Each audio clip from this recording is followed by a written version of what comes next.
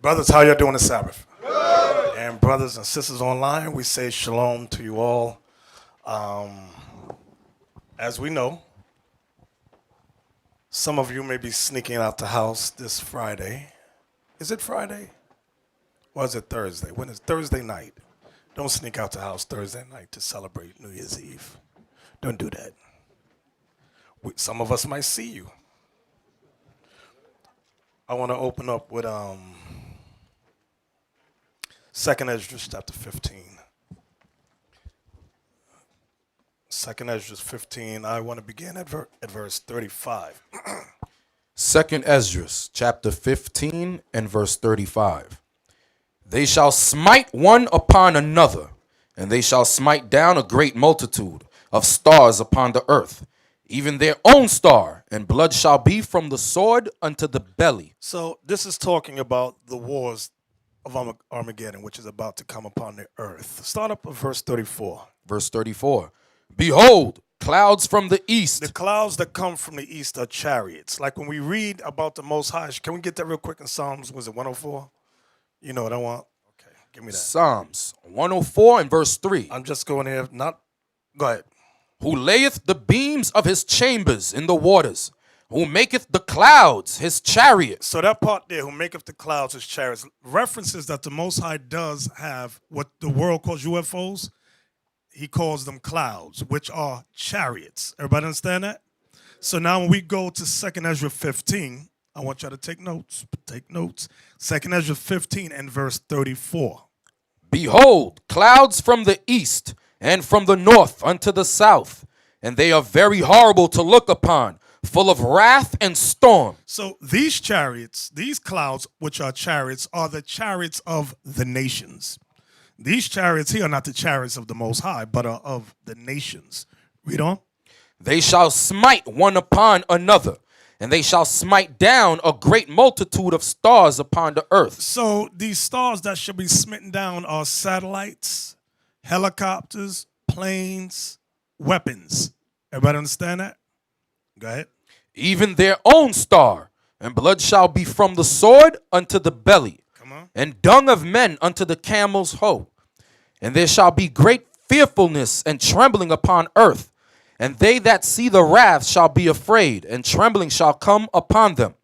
And then shall there come great storms from the south and from the north, and another part from the west. We're coming from the west. Go ahead. Not our people, but America. And strong winds shall arise from the east, and shall open it. And the cloud which he raised up in wrath, and the star stirred to cause fear toward the east and the west wind, shall be destroyed. The great and mighty cloud shall be lifted up full of wrath, and the star, that they may make all the earth afraid, and them that dwell therein. And they shall pour out over every high and eminent place in horrible star. These horrible stars that we're reading about deals with the intercontinental missiles. Go ahead. Fire and hail and flying swords. The flying swords are the smaller missiles. Read. And many waters, that all fields may be full, and all rivers with the abundance of great waters. And they shall break down the cities and walls, mountains and hills, trees of the wood, and grass of the meadows, and their corn. And they shall go steadfastly unto Babylon, and make her afraid. They shall come to her, and besiege her. The star and all wrath shall they pour out upon her. So this is what we read. I wanted all of this to catch up to where we were at last week about the 10 horns shall turn on the whore and hate the whore. The 10 horns, which are the European Union 10 common markets, are the only ones with power enough to fight against Babylon. The Arab nations, all these other nations, they don't have the nuclear power to overcome this place at all. And even with the European Union, they still are not going to totally finish this place. That's why Christ's going to have to come and finish the job. Go ahead. They shall come to her and besiege her. The star and all wrath shall they pour out upon her. Then shall the dust and smoke go up unto the heaven, and all they that be about her shall bewail her. So now, I want y'all to take notice of this. It says, they shall come to her and besiege her. The star and all wrath shall they pour out upon her. Remember last week, where we read in Revelation 17, it said that the horn shall burn the whore with fire. That's their nuclear fire. It says, then shall the dust and smoke go up unto heaven, and all they that be about her shall bewail her. So these, they there, the merchants of the earth, which we're about to read about in the Revelation 18. Go ahead. Verse 45. And they that remain under her shall do service unto them that have put her in fear. So the other nations, they're going to be war captives and things of that nature out there in the valley. So now, from there, get me Revelation 18.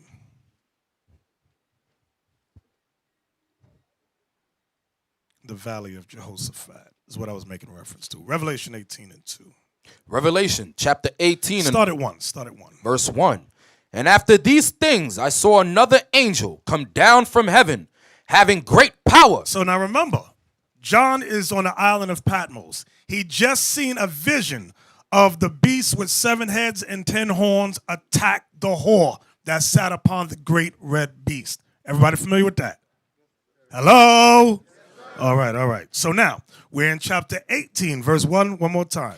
And after these things I saw another angel come down from heaven, having great power, and the earth was lightened with his glory. And he cried mightily with a strong voice, saying, Babylon the great is fallen, and is become the habitation of devils, and they hold of every foul spirit, and a cage of every unclean and hateful bird. So now what's his name? John sees the vision of Babylon, which is America, being destroyed. Now, sometimes I hear brothers interpret this by saying that this is the foul spirits and a cage of every unclean and hateful bird is white people running through America today. No, that's not what that's talking about. Go to Isaiah 34. Let me help you out here. Isaiah 34. Isaiah chapter 34. Remember the scripture says how we got to read the Bible, brothers? Precept? That's right. Line upon line, here a little, there a little. So if you want to understanding to Revelation 18, verse 2, where it talks about unclean spirits and of devils and things of that nature, you go to Isaiah 34. Isaiah 34. Let's start at verse 10. Isaiah 34 and verse 10. It shall not be quenched night nor day. The smoke thereof shall go up forever. From generation to generation it shall lie waste. None shall pass through it forever and ever. Hold on a sec. Didn't we just read that? Where did we just read that, brothers? Who's thinking? Where did we just read that? Nobody has a clue. Ezekiel, where did we read that?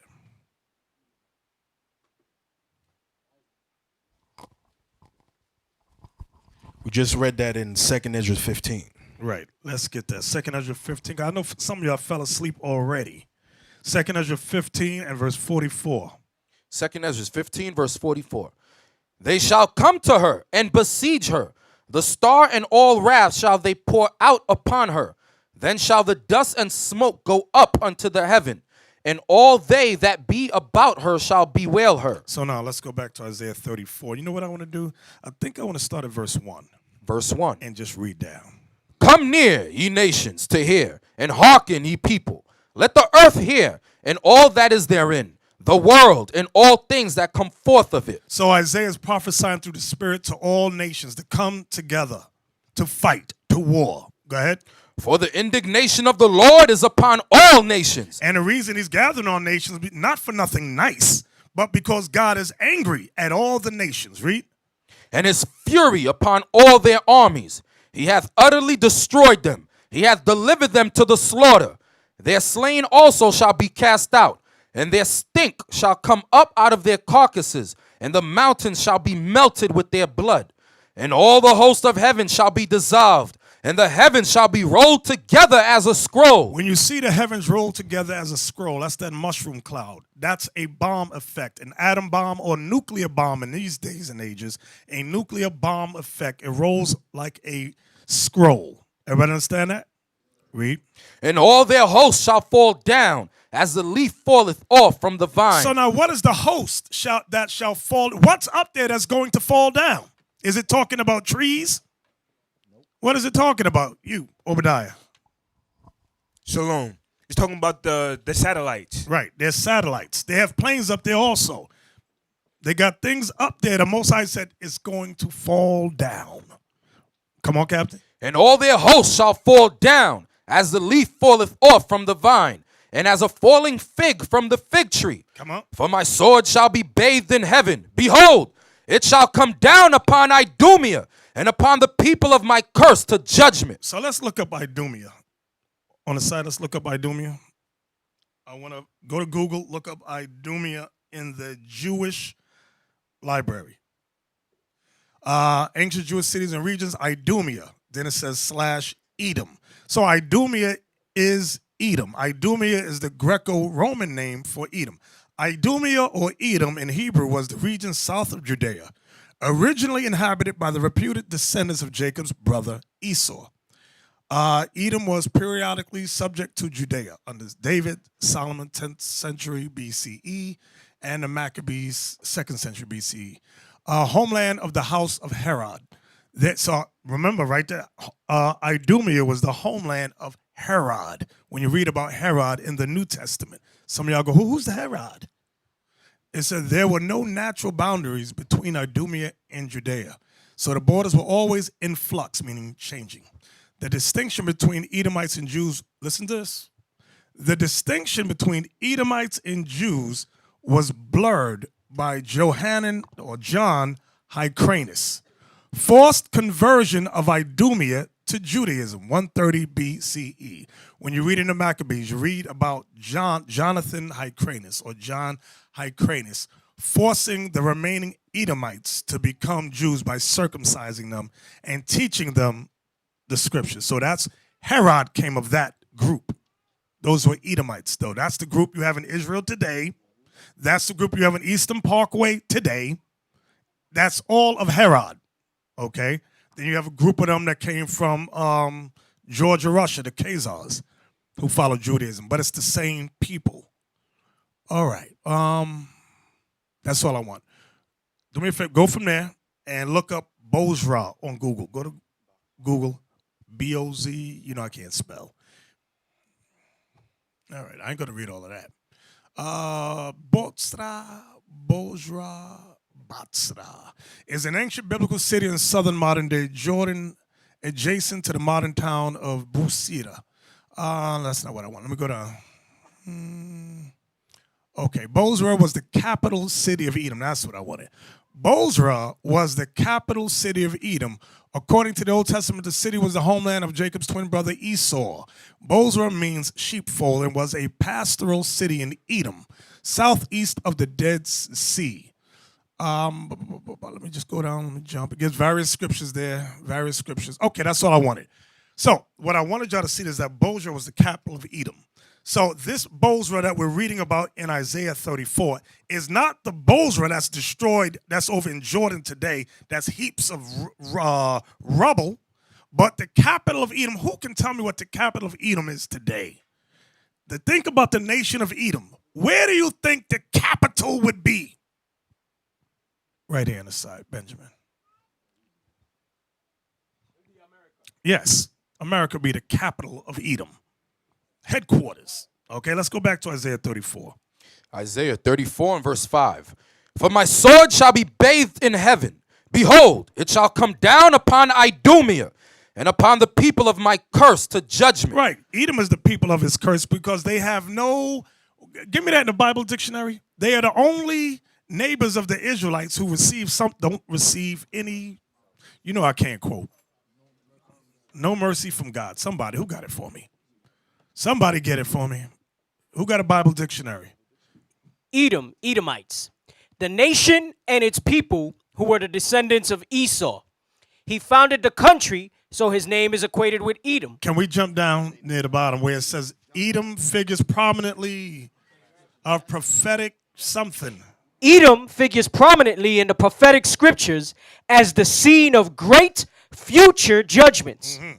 See notably Isaiah 34, 5, 6, 63, and 1. She is the only neighbor of the Israelites who was not given any promise of mercy from God. That's what I wanted right there. So now, Captain Isaac, can we go back? Thank you, Captain Yashua. Thank you. I appreciate it for you helping us. Isaiah 34:5 again. Isaiah 34:5. For my sword shall be bathed in heaven. Behold, it shall come down upon Idumea and upon the people of my curse to judgment. Now we understand what that curse is. Okay, it ain't just their looks. It's more than that. They're the only one who gets no mercy from God. And think about it. Every other nation is going to get some type of mercy, but not Edom. Not that one. Dang. Verse 6. You need to wonder why. Why is it that the Most High said that about Edom as opposed to everybody else? And how come they never talk about that in churches? They don't bring that up at all. Right. The answer is in Genesis 25. He just tells you because they were created that way. It had nothing to do with what they did or anything. The Most High made them to receive his judgment. Period. Romans 9 also.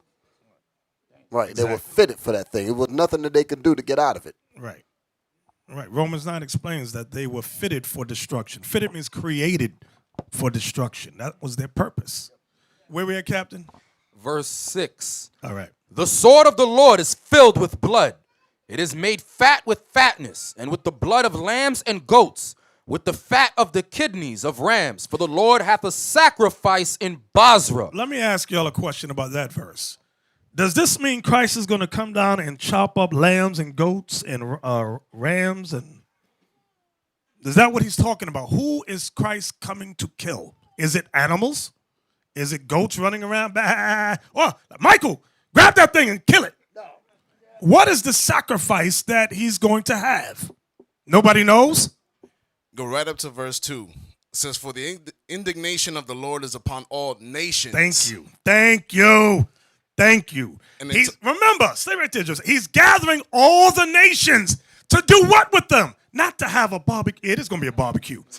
But they're going to be the main course. Go ahead, Josiah. You got other key words in the verse. Armies. Thank you. It delivered them to the slaughter. Thank you. Talking about men. Right. Thank you, Josiah. Thank you very much. Does everybody understand that? All right.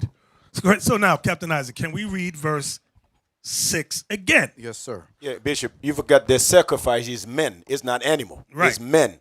It's going to be the sacrifice. The sword of the Lord is filled with blood.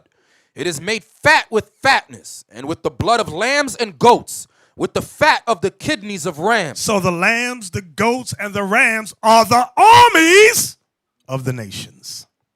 Write that down. You might want to write that down. You go home tonight and goes, what does verse 6 mean again? Are they having a barbecue? Read. For the Lord hath a sacrifice in Basra, and a great slaughter in the land of Idumea. Uh-huh.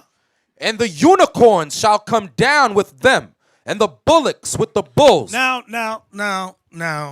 Some of y'all might get simple. Unicorns. There's mythical animals running around. It's the internet. No, dummies. This is all a metaphor. Anytime the Bible talks about unicorns, when you look up in the Latin Vulgate or the Septuagint, it says rhinoceros. Uni meaning one horn. Okay, rhinoceros, that's what it's making reference to. Some of your Bibles might even say that, some of the older ones. So now he's just continuing on with the various types of armies. Verse 7 again. And the unicorns shall come down with them, and the bullocks with the bulls, and their land shall be soaked with blood, and their dust made fat with fatness. So here Isaiah is comparing all the armies of the world, the nations, including Edom, to various animals. And they are there for the slaughter. Go ahead. For it is the day of the Lord's vengeance, and the year of recompenses for the controversy of Zion. Now, verse 8 is very important because there's a great, if you never watch the news, you see a controversy regarding who does the land of Israel belong to. There's a controversy. Who are the 12 tribes? We bringing that one forth. Who is the 12 tribes of Israel, and where are they? I was watching TV last night with, who was with me? Officer Barnabas and Joel. And they have a thing on Netflix where Esau is, I'll tell you, they're the devil the Bible speaks of. But they're going through, trying to find who the 12 tribes, who the Israelites are. And they come across South Africa, and there's a tribe called the Lemba. And the Edomite doesn't believe this one particular guy whose name I can't remember. The guy gets up yelling and screaming, and the Edomite goes, all right, let me take your DNA. He takes DNA from a lot of them. He says, all right, 50% of y'all is of Cohen. They all happy, clapping their hands. I'm like, what the hell is this? In order to check DNA, you got to compare with somebody. So they compare their DNA with Esau's DNA. I said, what the hell is this? Nobody could figure out this is stupid. This is rubbish. Nobody could figure that out. And they all clapping, banging bongos and drums. I said, they crazy. Insane. Negro hasn't figured out that Christmas is satanic. Exactly. So they ain't going to figure that out. You're right about that. Where we at, Captain? Verse 8. For it is the day of the Lord's vengeance, and the year of recompenses for the controversy of Zion. If you want to prove you Israel, does the Bible say go get your DNA checked? What does the Bible say? How do you prove you Israel, brothers? The curse of Deuteronomy 28. That's how you prove you Israel. Not, let me go to the white man and ask him, please, Mr. White Man, can you rub the spit and saliva out of my mouth and check it? Y'all crazy. Insane. Read on. And the streams thereof shall be turned into pitch, and the dust thereof into brimstone, and the land thereof shall become burning pitch. It shall not be quenched night nor day. The smoke thereof shall go up forever. So the smoke here shall go up forever. Forever, forever. Like we just read in 2nd Ezra chapter 15. Did we just read that? Go ahead. From generation to generation it shall lie waste. None shall pass through it forever and ever. So now, here's another thing. You get these morons who say, oh, this is talking about Babylon over in Iraq. Are people in Iraq today? Yes. So this ain't talking about that. They say, oh, it happened already when the Persians destroyed Babylon. I'm like, hello, but people live there. This says smoke shall go up forever and ever, and nobody shall live there. Oh. People are stupid watching these dumb Jimmy Swaggart, Rex Humbard, what's that other demon's name? You got With Rex Seller. What's his name? I know Rex Humbard. Jack Van Jack Van John Hagee, foolishness. Dumb. Steve Perry, there's another Edomite. Come on. Verse 11. But the cormorant and the bittern shall possess it. The owl also and the raven shall dwell in it. And he shall stretch out upon it the line of confusion and the stones of emptiness. So the line of confusion, the stones of emptiness is hip talk, meaning it's going to be, how did this place ever rise and rule the planet? How did that happen? Is this the man that made the earth to tremble? These people that was over here? Yes, them people that was over here. That's the reason why it says there's a mystery. Because they still have that mystery. They can never believe that this is the place. Exactly. Yep. Read on. Verse 12. Now, I want you to remember verse 11. One more time. I want to read that again. But the cormorant and the bittern shall possess it. The owl also and the raven shall dwell in it. And he shall stretch out upon it the line of confusion and the stones of emptiness. Come on. They shall call the nobles thereof to the kingdom, but none shall be there, and all her princes shall be nothing. And thorns shall come up in her palaces, nettles and brambles in the fortresses thereof. Y'all saw that movie Legend? Was it Legendary? With Will Smith. What's the name of it? I Am Legend. You saw how when there's no people there, and just for example, somebody going, oh, it's talking about legend. No. I'm just giving an example how you saw creatures all in there, and you see the trees growing across the streets and all of that, and the buildings. Y'all understand what I'm saying? Go ahead. And thorns shall come up in her palaces, nettles and brambles in the fortresses thereof. And it shall be in habitations of dragons and a court for owls. Who knows what it's talking about when it says, we already explained unicorns, meaning rhinoceroses, but now I want to see who has a thought about dragons. Does it mean Leviathan is going to be chilling out over there? What does it mean by dragons? Leon, Officer Leon. Serpents. Correct. When you look it up, it says serpents. Serpents, poisonous snakes. Animals within the snake family. Write that down so you don't go, oh, I'm confused. Come on. Verse 14. The wild beasts of the desert shall also meet with the wild beasts of the island, and the satyr shall cry to his fellow. The screech owl also. The satyr's going into goats. Go ahead. The screech owl also shall rest there, and find for herself a place of rest. There shall the great owl make her nest, and lay and hatch, and gather under her shadow. There shall the vultures also be gathered, every one with her mate. Now let's go back to Revelation 18. Now that we've gone through Isaiah 34, when we get to Revelation 18 and verse 2. Revelation 18, verse 2. And he cried mightily with a strong voice, saying, Babylon the great is fallen, and is become the habitation of devils. And they hold of every foul spirit, and a cage of every unclean and hateful bird. This is what we just read in Isaiah 34 about the Cormorant, the dragon, which is going into where it says habitation of devils, poisonous serpents, poisonous snakes. Everybody understand that? Everybody with me? Okay, let's read on verse 3. For all nations have drunk of the wine of the wrath of her fornication, and the kings of the earth have committed fornication with her, and the merchants of the earth are waxed rich through the abundance of her delicacies. Read it one more time. For all nations have drunk of the wine of the wrath of her fornication. What is the wine? The wine and the wrath is really going into the same thing, but since I broke it down separate last week, I'm going to break it down separate again today. Where is the precept that explains the wine? The wine is referring to lies. Where did we go?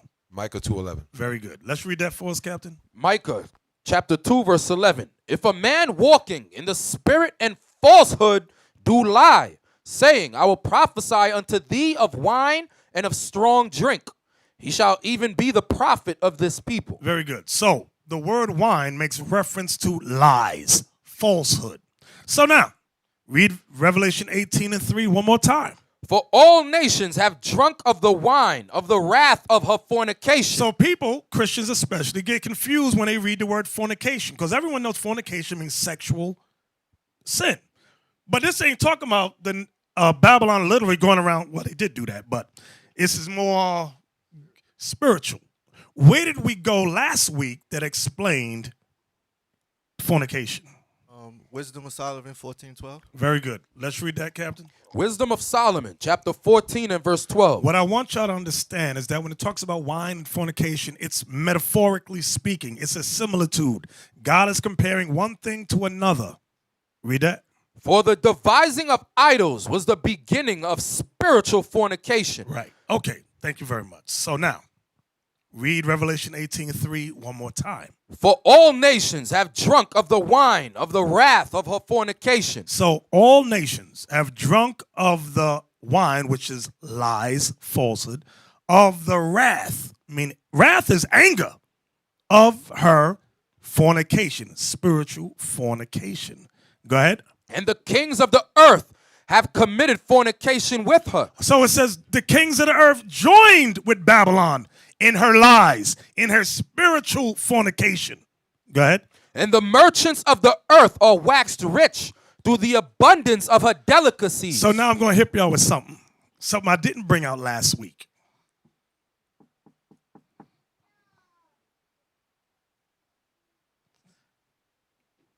The main wine. Listen good to what I'm about to say. You listening? You listening?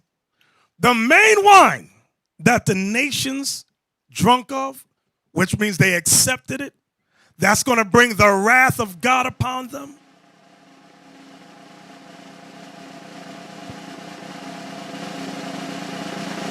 Drum roll, get a drum roll.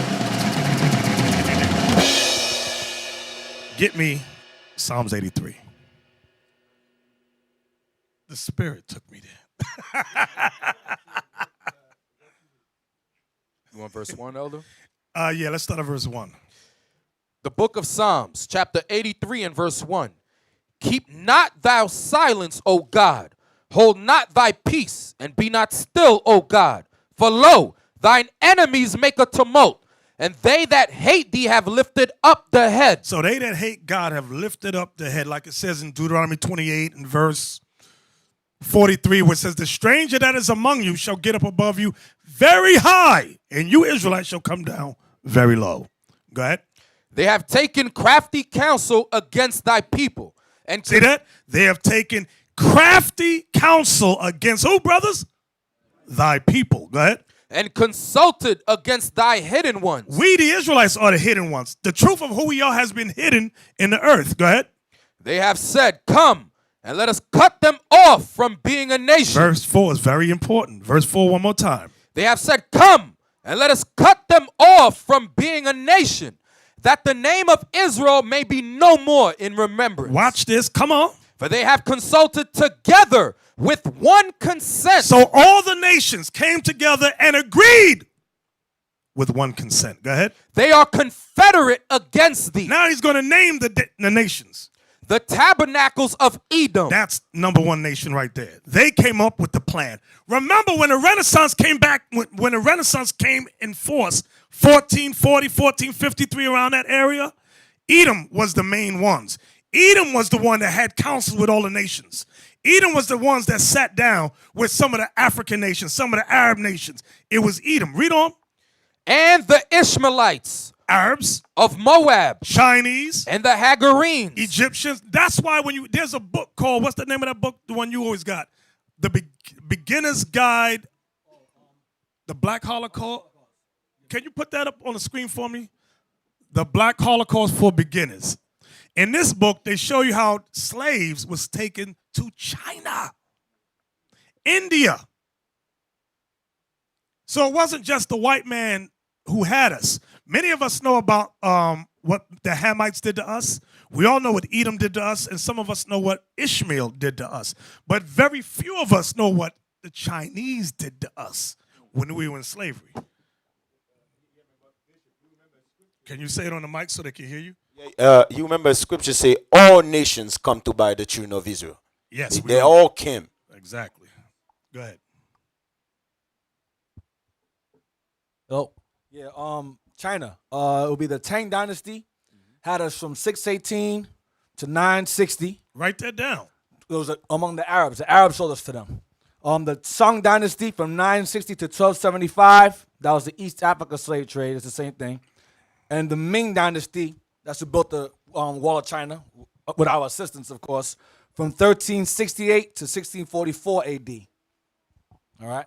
Again, Tang 618 to 960, Song 960 to 1275, and Ming Dynasty from 1368 to 1644 AD.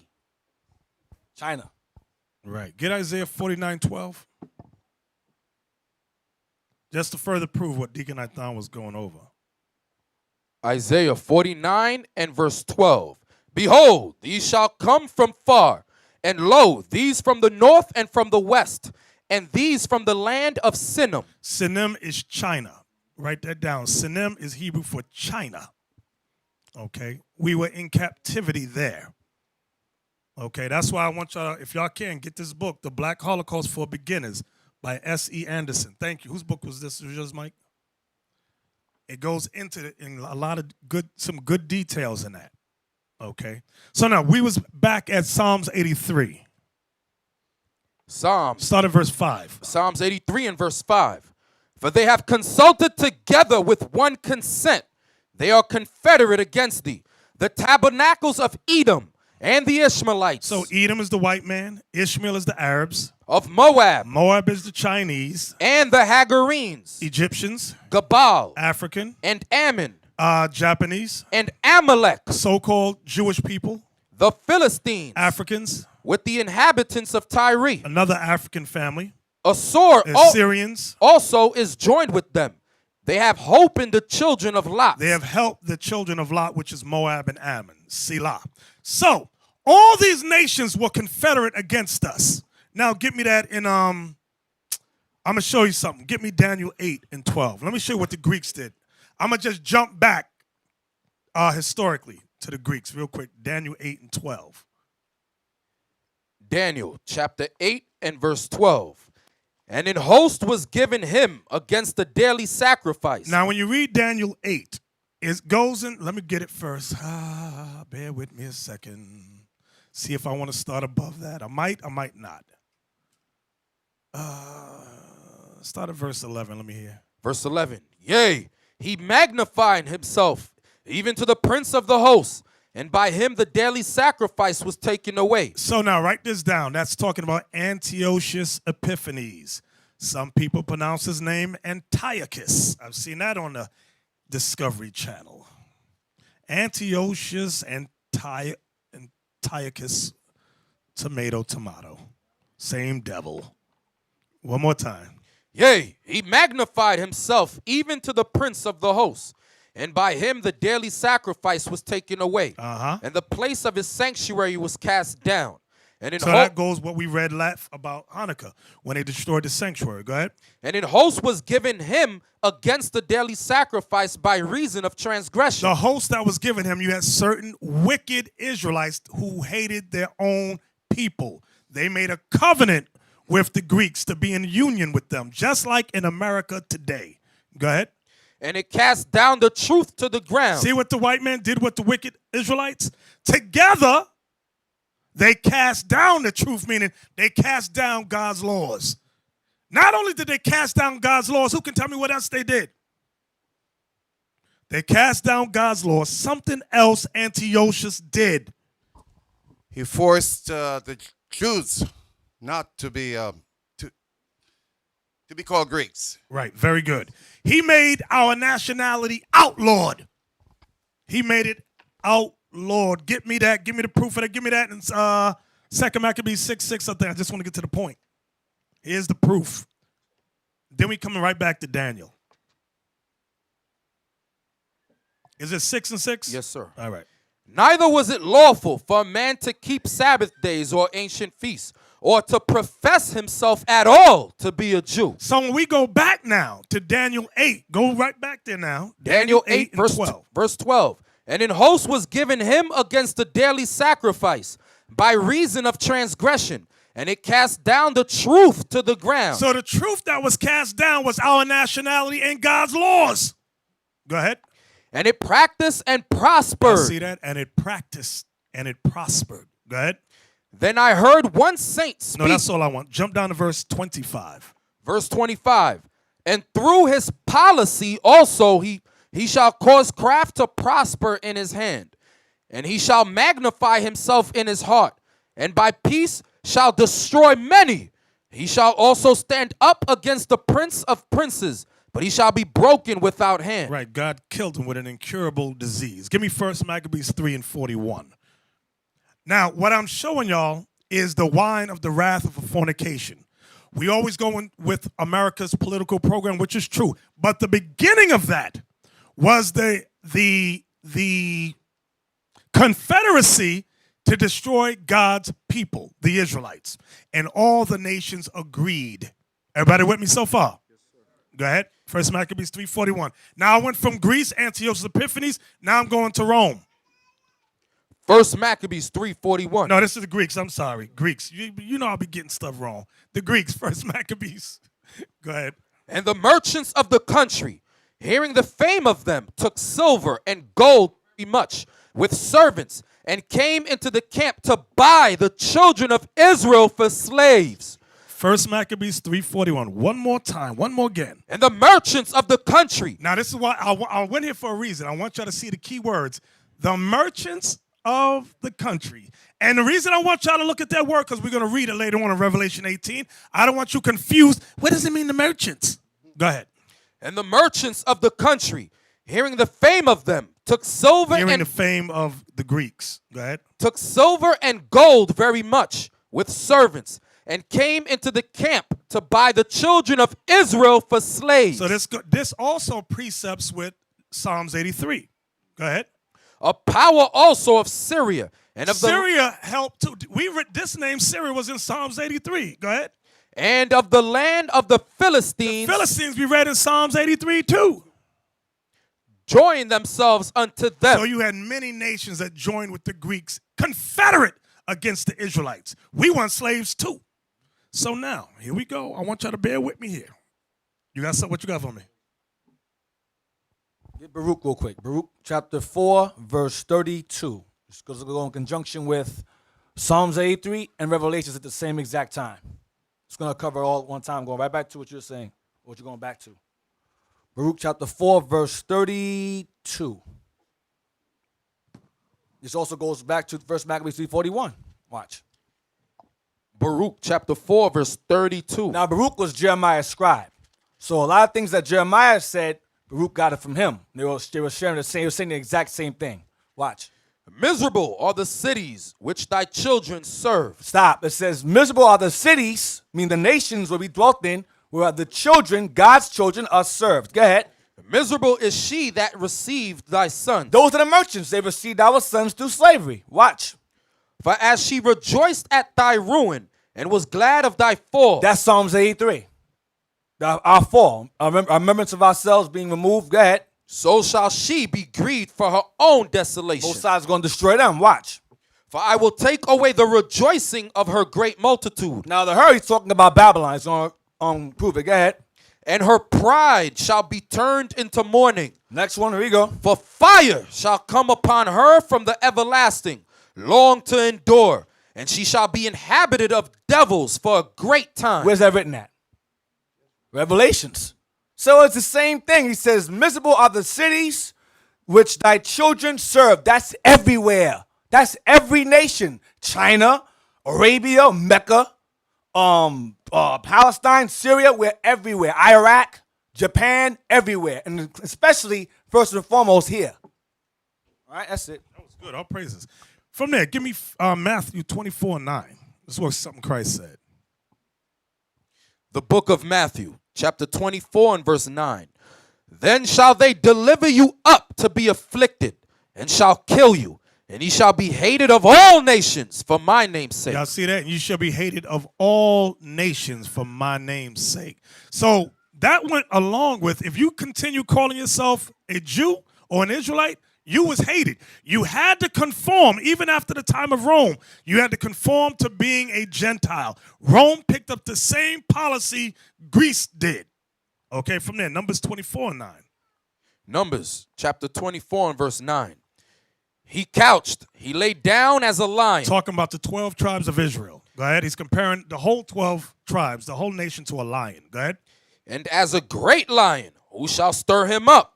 Blessed is he that blesseth thee. Anyone that blesses the children of Israel, God says they shall be blessed. Go ahead. And cursed is he that curseth thee. So Christ said you shall be hated of how many nations? So are the other nations blessed or cursed? They're all cursed. So your little friend Becky is cursed too. Okay, watch this. You have many nations. I'm going to show you something. The nations know, the ones in power, they know what happened to us. They were in agreement with, everybody that sits on the thrones of these various nations. I'm talking about Saudi Arabia right now. I'm talking about Iran. I'm going to give you an example. You don't become leader of a nation and be dumb as hell. You have to know, like, I'm going to give you an example. Remember in the book of Esther, how many of y'all read the book of Esther? Remember it said the king couldn't sleep. So he started to read through the chronicles of Persia. All the records of Persia, he sat there reading. Then he came across a man that saved the king's life. And he asked, well, what was done for this man? I just want you to understand that they have records of everything. So it is today. Don't think you have people sitting in power who are dumb and don't know. And I'm going to show you they do know. Iran's greatest president. I don't give a damn. You know his name. I don't give a damn. That dude right there. I'm going to show you that dude, that devil right there. He's a smart one. He was over Iran from 2005 to 2013. He did a UN speech. He spoke at the UN. He spoke about slavery. The injustice America did to the slaves. He brought that out. I need the video. Give me the video, Abiel. When he gave this speech, the European Union got mad and walked the hell out. They said, this mother, They walked out again. They ain't know what he was going to say. What I want y'all to see is they know the history. But they will only go but so far. They will never tell us who we are. Because by telling us who we are, man, it disrupts everything. It even disrupts their plans of power. Okay, here goes. Now listen good to what he says. who abducted forcefully tens of millions of people from their homes in Africa and other regions of the world during the dawn of slavery. He said Africa and other regions of the world. Letting you know he's not a dumb man. Because you ask the public, every dumb mother and their father says, they all came from Africa. He says, no, they came from other regions of the world too. Letting you know he knows the history. Because the first group came from where, brothers? Spain. Making them a victim of their materialistic greed in the United States and in Europe, who use atomic bomb against defenseless people and stockpile thousands of warheads in their arsenals, whose economies rely on waging wars and selling arms, who provoked and encouraged Saddam Hussein to invade and impose an 8-year war on Iran, and who assisted and equipped him to deploy chemical weapons against our cities and our people, who used the mysterious September 11th incident as a pretext to attack Afghanistan and Iraq, killing, injuring, and displacing millions in two countries with the ultimate goal of bringing into its domination the Middle East and its oil resources. If some European countries still use the Holocaust after 6 decades as the excuse to pay fine or ransom to the Zionists, should it not be an obligation upon the slave masters or colonial powers to pay reparations to the affected nations? They turned the sound down. Is that what happened? He was getting too heavy.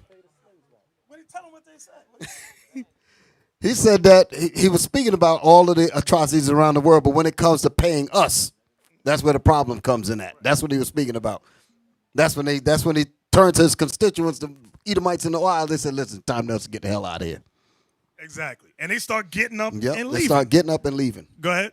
Instead of assigning a fact-finding team, they killed the main perpetrator and threw his body into the sea. Would it not have been reasonable to bring to justice and try openly the main perpetrator of the incident in order to identify the elements and reason behind the safe space provided for the invading aircraft to attack the twin World Trade Towers? Y'all missed that one too. He's talking about Saddam Hussein. He says, why didn't they try him publicly and let him speak publicly for himself to identify the elements of what caused all that turmoil? They said they killed him and threw his body into the sea because Saddam Hussein would talk and say, America put me up to this, that, and the other. They said, we don't want that. The same thing they did with Noriega. This is what he's bringing out. The same thing they did with Noriega. The same thing. They won't let none of those guys speak. These so-called rogue leaders around the world, they don't let them speak, give them an open trial. They don't want to do that. Bin Laden, none of them. Exactly. Now, go to the next one. It's from a different angle. I want y'all to see what happens. This is the same speech, but a different angle. European Union delegates to the UN Racism Conference began walking out on Iranian President Mahmoud Ahmadinejad after he denounced Israel and its creation following World War II. They sent migrants from Europe, the United States, and from other parts of the world in order to establish a totally racist government in the occupied Palestine. The United States, Israel, and several other allies had boycotted the racism conference even before it began.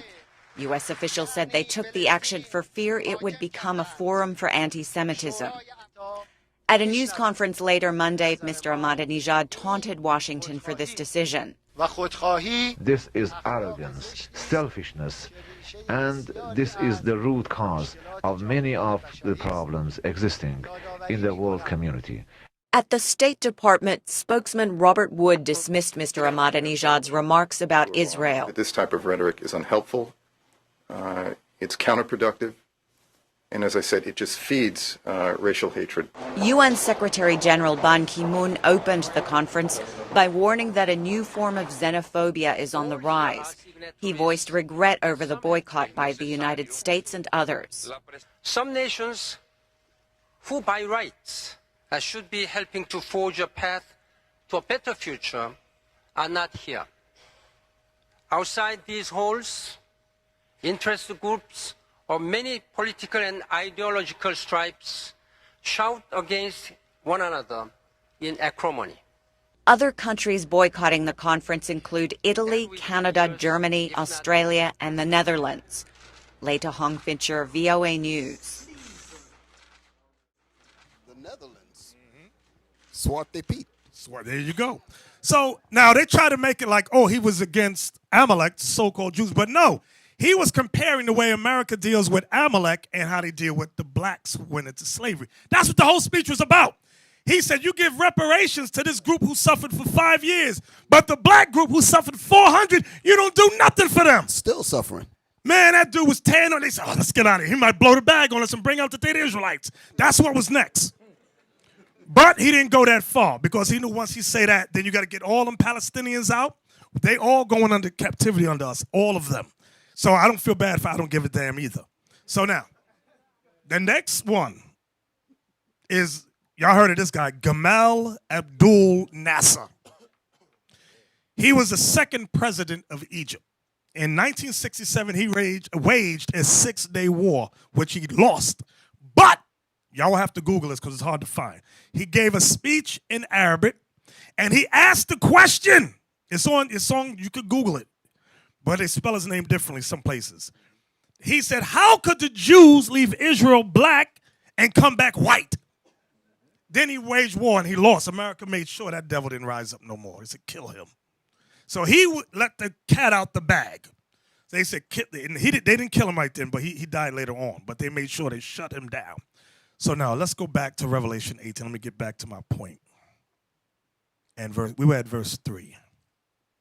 What I wanted y'all to see out of that is that the nations were confederate against us. That they took an oath and an agreement to be in union with Esau against us. Revelation 18:3 again. Revelation chapter 18 and verse 3. For all nations have drunk of the wine of the wrath of her fornication. That's what we were reading in Psalms, the 83rd chapter. Listen good to what I'm saying. That's what we read in Psalms 83. All nations were in cahoots with Edom. Everybody with me so far? Go ahead. And the kings of the earth have committed fornication with her. And the merchants of the earth are waxed rich through the abundance of her delicacies. Go ahead. And I heard another voice from heaven saying, come out of her, my people, that ye be not partakers of her sins, and that ye receive not of her plagues. So now, come verse 4 says, and I heard another voice from heaven saying, come out of her. I want to pause right there. Come out of her. Christian theologians say and teach the her, which is Babylon, is talking about the Vatican. Listen good to what I'm saying. I'm preparing you for stupidity on the streets. I'm preparing you for your stupid parents as well. Because they'll be reading commentaries and, oh yeah, it's talking about the Vatican. Right. Foolishness. Babylon is America. Let's prove that. Zechariah 2:6-7. This is how you prove it's not the Vatican. Zechariah chapter 2 and verse 6. Ho, ho, come forth and flee from the land of the north. So what you want to write down there is land of the north, meaning North America. Go ahead. Saith the Lord, for I have spread you abroad as the four winds of the heaven. Now he says Israel was scattered as the four winds of heaven. We're everywhere. But he's stipulating and pinpointing the land of the north. This place right here. Go ahead. Saith the Lord, deliver thyself, O Zion, that dwellest with the daughter of Babylon. So it's telling you that the daughter of Zion would dwell with the daughter of Babylon. Now, give me that Psalms 137 to prove who the daughter of Babylon is. Psalms 137, verse 7-8, somewhere around there. Psalms 137 and verse 7. Remember, O Lord, the children of Edom, in the day of Jerusalem, who said, race it, even to the foundation thereof. O daughter of Babylon, who art to be destroyed. So Edom is the daughter of Babylon. Back to Zechariah 2 and 6. Edom is the daughter of Babylon. Come on. Zechariah 2 verse 6. Ho, ho, come forth and flee from the land of the north. So the land of the north is North America, where the daughter of Babylon is. Go ahead. Which is Edom. Saith the Lord, for I have spread you abroad as the four winds of the heaven, saith the Lord. Deliver thyself, O Zion, that dwellest with the daughter of Babylon. Deliver thyself. Deliver thyself. Give me Jeremiah 51 and 6. Deliver thyself. Because there's another thought that's new in the earth that says, oh, we're supposed to get our plane ticket and flee to another country. Really? Because we just read that how many nations drunk of this wrath? All of them. All of them. There's no place you can go that's not under America's influence. Come on. You said verse 12, Elder? Verse 6. Verse 6. Jeremiah 51 and verse 6. Flee out of the midst of Babylon. See that? Flee out of the midst of Babylon. And deliver every man his soul. Deliver every man his what? His soul. So this is a spiritual fleeing. It's not a physical fleeing. Deliver your soul. Was that the whole verse? Be not cut off in her iniquity. Be not cut off in her iniquities, which are her sins. For this is the time of the Lord's vengeance. This is the time of the Lord's vengeance. Was that it? He will render unto her a recompense. Okay, back to Revelation now. Back to Revelation 18:4. Revelation 18 verse 4. And I heard another voice from heaven saying, come out of her, my people. Stop. My people. My people. Christianity says you got to know how to shut down the dumb Christian. Everybody is God's people that believes in Jesus. That is not in the Bible. That is some crap you heard on TV. Give me the proof. Give me that in Exodus. Exodus 3 and 10. I want 3 and 10. Exodus 3 and 10. God's people. Who is my people? We're going here to explain my people. Exodus chapter 3 and verse 10. Come now, therefore, and I will send thee unto Pharaoh, that thou mayest bring forth my people, the children of Israel, out of Egypt. It tells you my people is the children of Israel. My people is the children of Israel. From there, get me 2 Chronicles 6, verse 6. To further explain my people. Because Christians are dumb. These Christian theologians are set up agents of the state to keep us in darkness and to make sure that this truth don't go out. 2 Chronicles chapter 6 and verse 6. But I have chosen Jerusalem, that my name might be there, and have chosen David to be over my people Israel. My people Israel. My people Israel. From there, get me Jeremiah 31:1. My people. Jeremiah chapter 31 and verse 1. At the same time, saith the Lord, will I be the God of all the families of Israel, and they shall be my people. They shall be my people. My people. And they shall be, because he was prophesying through Jeremiah. He said, I'm going to end that old covenant and institute a new covenant. And they shall still be my people. That's what he's saying. Give me Matthew 2 and 6. For my people, again, in the New Testament. My people. Christians are dumb. They make me sick. Matthew chapter 2 and verse 6. And thou, Bethlehem, in the land of Judah, art not the least among the princes of Judah? For out of thee shall come a governor that shall rule my people Israel. My people Israel. My people Israel. We went from the Old Testament to the New Testament. So you got to know how to stop Christians in their track. Close their mouths. Back to Revelation 18 and 4 again. Revelation 18 verse 4. And I heard another voice from heaven saying, come out of her, my people, that ye be not partakers of her sins. So it's telling you the children of Israel are in Babylon in the land of the north. That's what John is saying right there. The Israelites are in the land of the north, according to Zechariah 2, 6, and 7. We are dwelling with the daughter of Babylon, which is who, brothers? Edom, Edom, Edom, Edom. Read it again.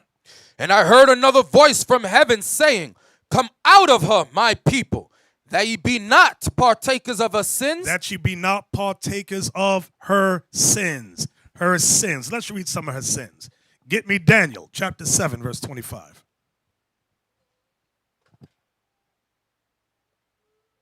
Saying the same thing that Jeremiah 51 and 6 said. Exactly. That you be not cut off in her iniquities. Yep. Daniel chapter 7 and verse 25. And he shall speak great words against the Most High. Let's talk about this white man, Edom. And shall wear out the saints of the Most High. He wore us out in slavery. He cast down the truth to the ground so that it would not prosper, and changed our racial identities. And think to change times and laws. And think to change times and laws. One of the times he changed is what some of your families are about to celebrate this New Year's Eve. BS. Because the Bible teaches us that the new year begins in the spring. Give me that in Deuteronomy 16:1. And we're going to precept it with Exodus 12 and 2. Deuteronomy 16 and 1. Observe the month of Abib and keep the Passover unto the Lord thy God. So the Passover comes in the month of Abib. Abib is a Hebrew word that means ear of corn, which refers to the spring. Go to Exodus 12 and 2. So it said, observe the month of Abib and keep the Passover. So what else is the month of Abib in the Passover making reference to? You got to go to the precept, Exodus 12, verse 2.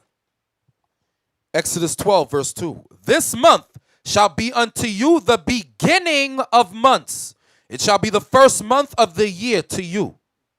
Do y'all hear that? It's the beginning of months. It's the beginning of the year for you Israelites. When? In the month of Abib.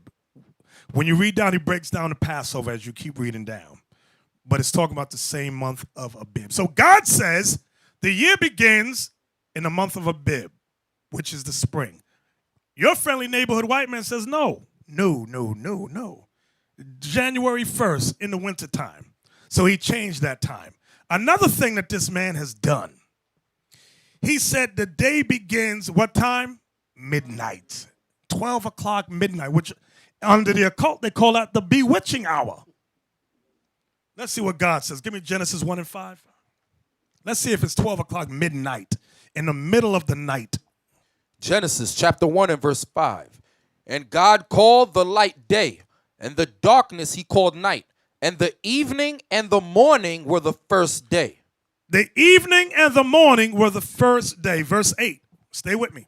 And God called the firmament heaven, and the evening and the morning were the second day. And the evening and the morning was the second day. So the evening and the morning, that's one day. It begins with the evening. That's what I want you to see. Sun is over, sun is down. That begins the next day according to the Most High God. Verse 13. Verse 13. And the evening and the morning were the third day. Y'all see that? Verse 19. And the evening and the morning were the fourth day. Verse 23. And the evening and the morning were the fifth day. Verse 31. And God saw everything that he had made, and behold, it was very good. And the evening and the morning were the sixth day. The evening and the morning consist of one day. It begins with the evening. That's what God says. And guess what? When Christ returns, we're going right back to what he says. So you upholding your friendly neighborhood white man, yay, white man. You're going to die with him. You're going to die with Babylon. Now, the next thing they changed is laws of marriage. They said, you know what? Marriage is no longer between male and female. It's between same sex. Give me Genesis 1:22. Genesis chapter 1, verse 22. And God blessed them, saying, Be fruitful and multiply, and fill the waters in the seas, and let fowl multiply in the earth. No, I'm sorry. Genesis 2. I apologize. Genesis 2:22. Genesis 2, verse 22. And the rib which the Lord God had taken from man made he a woman, and brought her unto the man. I got to pause there. I'm sorry. Now, when we came up in the truth, it was taught, because you may hear various Israelite groups teach this, that the rib makes reference to his relative, a close relative like his sister, and God had them banging, and then he closed up the flesh.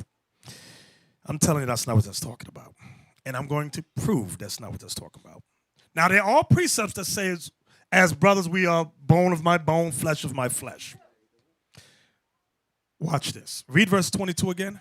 And the rib which the Lord God had taken from man. He took the rib from man. Made he a woman and brought her unto the man. So now the first Israelite thought is, no, that means a relative from someplace else.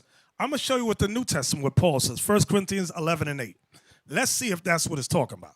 1 Corinthians chapter 11, verse 8. 1 Corinthians chapter 11 and verse 8. For the man is not of the woman. Right, man is not of the woman because man was made from the dust of the ground. Come on. But the woman of the man. But the woman's what? But the woman of the man. The woman is of man. Woman is of man. Go back to Genesis 2. And let's read that one more again. So Paul confirms that the woman comes from man. Watch this. Genesis 2:22. And the rib which the Lord God had taken from man made he a woman and brought her unto the man. And Adam said, this is now bone of my bones and flesh of my flesh. She shall be called woman because she was taken out of man. What does woman mean, brothers? It's telling you right there. What does woman mean? Of man. I heard a dumb Israelite say woman means slave, servant to man. I said, that's not what it means. It means of man. She came from man. No, it means she's a servant, brother. Yeah, that's why you ain't got one, right? So, what verse was that? That was verse 23. Read, verse 24. Therefore shall a man leave his father and his mother, and shall cleave unto his wife, and they shall be one flesh. So, the Most High established marriage from Genesis chapter 2 between male and female. America, your friendly neighborhood white man, Babylon the Great, says no. No, no, no, no, no. Same sex. The next thing that how many of you know what the word holiday, the word from holiday is 2 words. Holiday, y'all know what it means? Holiday. Holy day. Holiday means holy day. So when your parents or friends say Christmas is a holiday, they're saying it's a holy day. When they tell you Halloween is a holiday, they're saying it's a holy day. And it's not so. Leviticus 23 verse 2, please. Leviticus chapter 23 and verse 2.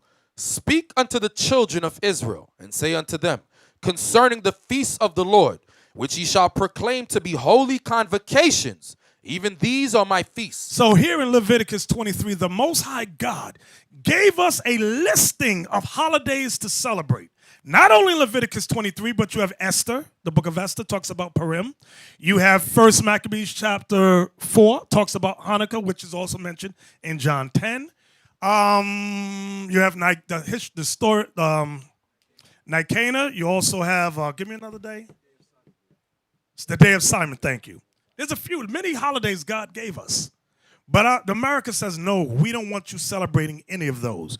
We're going to make up our own holidays based upon ancient, evil customs. And our people run headlong. Give me Baruch 1:14. Baruch chapter 1 and verse 14. And ye shall read this book, which we have sent unto you, to make confession in the house of the Lord, upon the feasts and solemn days. So was that the whole verse? Yes, sir. So we were commanded to read regarding the feast of the Lord and the solemn days. Now you get some idiots. I got to talk about your dumb friends again. The retards. Never go full retard. They say that on the solemn days of God, there's to be no gladness. Can somebody, Isaac Captain, get me 2 Chronicles 30 and 21? And then do videos condemning the brothers and the sisters who rejoice on Passover, who dance on Passover, who drink on Passover, who rejoice on Passover. You got it for me? Yes, sir. 2 Chronicles chapter 30 and verse 21. And the children of Israel that were present at Jerusalem kept the feast of unleavened bread 7 days with great gladness. Y'all know what great gladness means? We was partying. I'm telling you, so if you listen to these retard Israelites, you're not supposed to be happy. You're not supposed to be glad. What Bible are they reading? They're They're reading a full retard Bible. And you a full retard too if you listening to them. Yeah, we supposed to be sad on Passover. What you smiling for, brother? Take that smile off your face. You got to be kidding me. Didn't our Lord and Savior Christ rejoice and sing psalms? It said he sang hymns and psalms. In captivity, you're not supposed to be happy. What you gonna say, y'all? Stop. I was gonna curse him out, but I ain't gonna do that. So There's more on that, Elder. there's more. Go ahead. Yeah. And the Levites and the priests praised the Lord day by day, singing with loud instruments unto the Lord. So we're supposed to play music and sing and dance and rejoice. God wants to see that. That's the beginning of a repentant heart. He said, look, they're rejoicing in my highness. Everybody understand that? Bishop, you know, that's what the spirit of hatred would do for you. You leave scripture behind thinking you and your own opinions and ideas. That's what spirit of hatred would do. And just in case to cover the bases, we was ruling at this time. In Nehemiah, they did the same thing. They kept the feast in gladness. Esther, Purim with gladness, even in captivity. So don't fall for that line. So now, Revelation 18:4, one more time. Revelation 18 and verse 4. And I heard another voice from heaven saying, Come out of her, my people, that ye be not partakers of her sins, and that ye receive not of her plagues. And that you receive. So we're not to partake of her sins like we just mentioned. New Year's Eve, Christmas, the laws of marriage, these holidays they got set up. There's some stuff I know I'm missing. I know I'm missing a whole bunch of stuff. They got food, the pork, the new white meat. People are shrimp. People are running. They changed everything that God says don't do. America says no, you can do it. It's okay. Right. Thank you. And the Sabbath day. I'm glad. Thank you. I forgot about that. How could I forget about that? They changed the Sabbath from the seventh day of the week to the first day. That's what they did. All right. So under the Greeks, there was no such thing as freedom of religion. I want everybody to understand it. Under the Greeks, there was no such thing as freedom of religion. That's what we read in 2 Maccabees 6, verse 6. Y'all with me? All right. Rome adopted that same policy after 70 AD and said no freedom of religion. You cannot call yourself Jews. They put us in slavery, changed our identities. Rome did that. Then America and her allies did the same thing. Can you give me that in Revelation 13?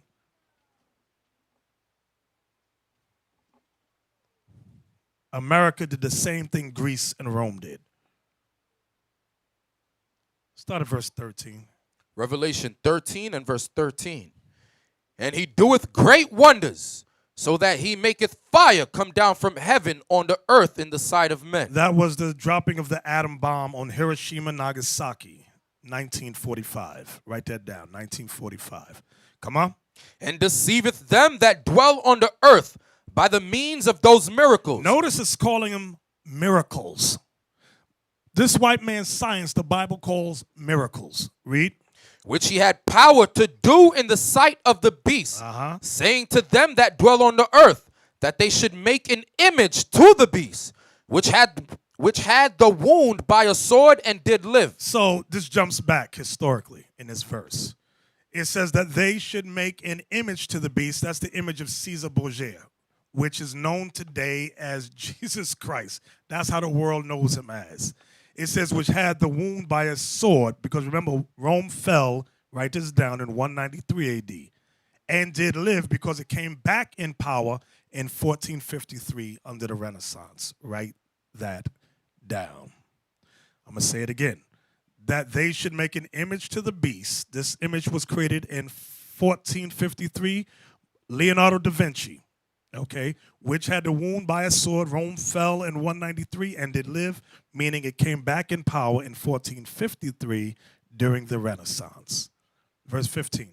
Verse 15. And he had power to give life unto the image of the beast. So the image that Leonardo da Vinci painted, they gave it the life of Christ. Leonardo da Vinci took Caesar Borgia as his model, and he said, we're going to call this Jesus Christ. You are the Renaissance image. There are many books that talk about that period being called the age of Antichrist, the age of artisans and Antichrist. Read on. That the image of the beast should both should both speak. This image speaks through their media, television, things of that nature. Okay? That's why every year, like Christmas, they got a new movie coming out called He's Risen. Something, isn't it? Yeah, Young Messiah and Risen. Right. I want y'all to understand something. These movies are not, this rash of movies coming out about Jesus Christ being a white man is by design.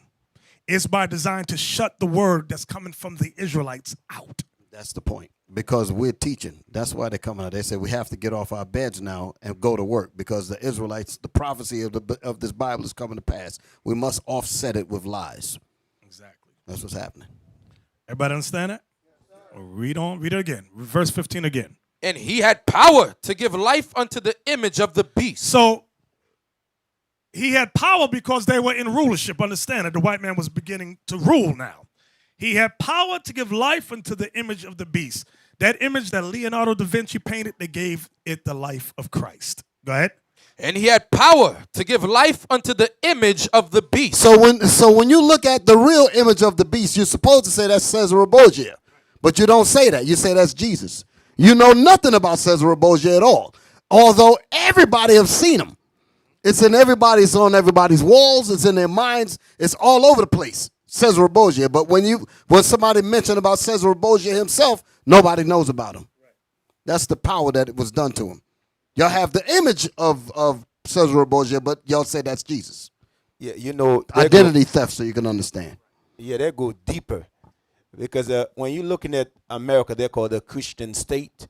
America really is pushing like they are the children of God. You understand? When you're looking at the image they give, they say they're Christ. Then you notice that throughout America, who pushing the gospel? The false lie gospel. Who pushed it throughout the earth? America did. But the Chinese was not doing it. The Japanese was not doing it. The East Indian was not doing it. It's America who pushing the vibe like they know Christ. They don't know nothing about Christ. They just set a man up and give his life of Christ. While the nation is following a damn beast talking about this Christ. Y'all understood what Deacon Laba said? Because the real Christ, they didn't even give him that. They only gave him the false Christianity type of Christ. That's what y'all really see. The world have not learned about Jesus yet, to be honest with you. They're learning about him through us. But they have not really learned about Christ. And then when they hear about the real Christ, then they want to get up and walk out. Exactly. All right. Read that again. And he had power to give life unto the image of the beast, that the image of the beast should both speak. It speaks in their media, television, magazines. Go ahead. And cause that as many as would not worship the image of the beast should be killed. So what would happen if you didn't worship that image, brothers? You were killed. This is the same thing Antiochus Epiphanes did. In that, remember, you could not worship this and still call yourself an Israelite. What came with this image was a new identity. Y'all understand that? You had to conform, just like, can we read that again? 2 Maccabees 6:6. 2 Maccabees 6 verse 6. Neither was it lawful for a man to keep Sabbath days or ancient feasts, or to profess himself at all to be a Jew. I want verse 9. Stay right there, verse 9. And whoso would not conform themselves to the manners of the Gentiles should be put to death. It's the same thing that we're reading in Revelation. It's the same thing we just read in Revelation. If you did not conform to the Greeks' religions, you were put to death. America did the same thing. If you did not conform to their Christian religion, their Christian identities, you were put to death. That's what they did to us. They show you that. I'm going to give you an example that we all know. The clip with Toby on, what's the name of that show? On Roots, where they gave him the name of Kunta Kinte. And he didn't want the name. He said his name was Toby. They beat. I had it backwards. Okay, his name was Kunta. I'm sorry. It's been a long time, brothers. They gave him the name Toby. Okay, his name was Kunta Kinte. They gave him the name Toby. He didn't want the name Toby. So they beat the hell out of him to the brink of death. He didn't die because he eventually accepted it. That's why y'all got them little strange, so I can say that now. Y'all got them little funky names, Anderson, the Coopers, whatever your names are, Seafoods, Smiths, Rodriguez, They beat the hell out of your foreparents and made you take them names. Okay. And you had to worship the image of the beast too. Okay. Yeah, Bishop, Hey, I'm with you. Elder. I'm with you on that. That's why they have to change their name. I'm with you on that. Yeah. Hey, and also, Say we all with him, right? Wait, do you, what, Lava? hey, and No, also, right? We with you. We with you. We with you.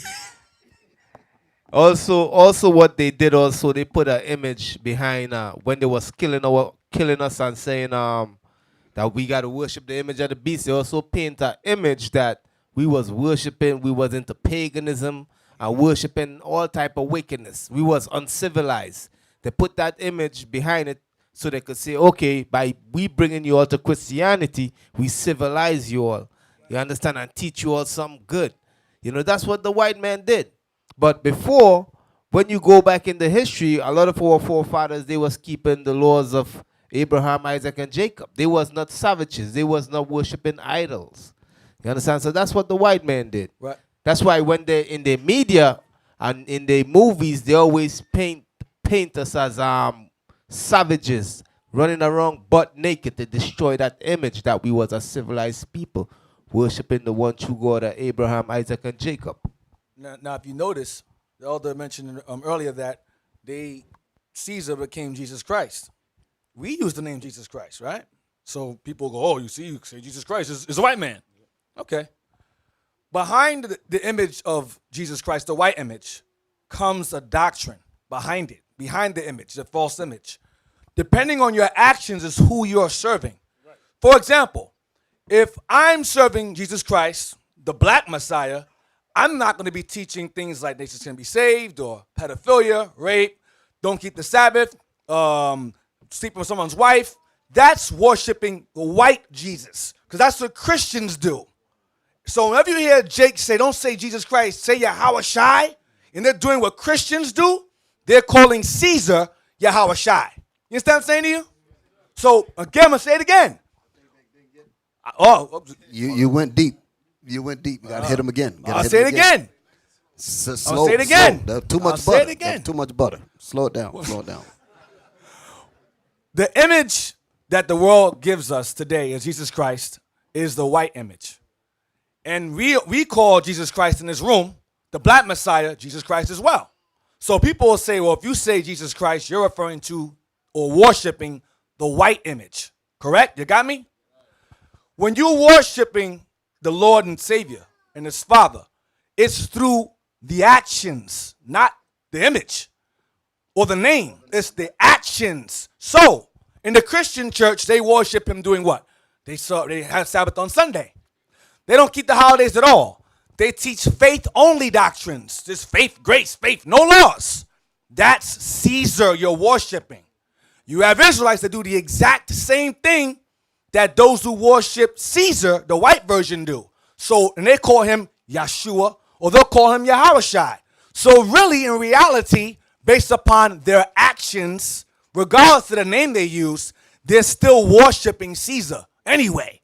You know what I'm saying? So if I'm calling him Jesus Christ, and we all know in here he's a black man, the image is in here, we have the image here, and we're keeping the commandments as the Bible says, and we're not teaching Immaculate Conception, because if you're calling him Yahushua teaching Immaculate Conception, you're still worshiping Caesar, regardless of what name you call him.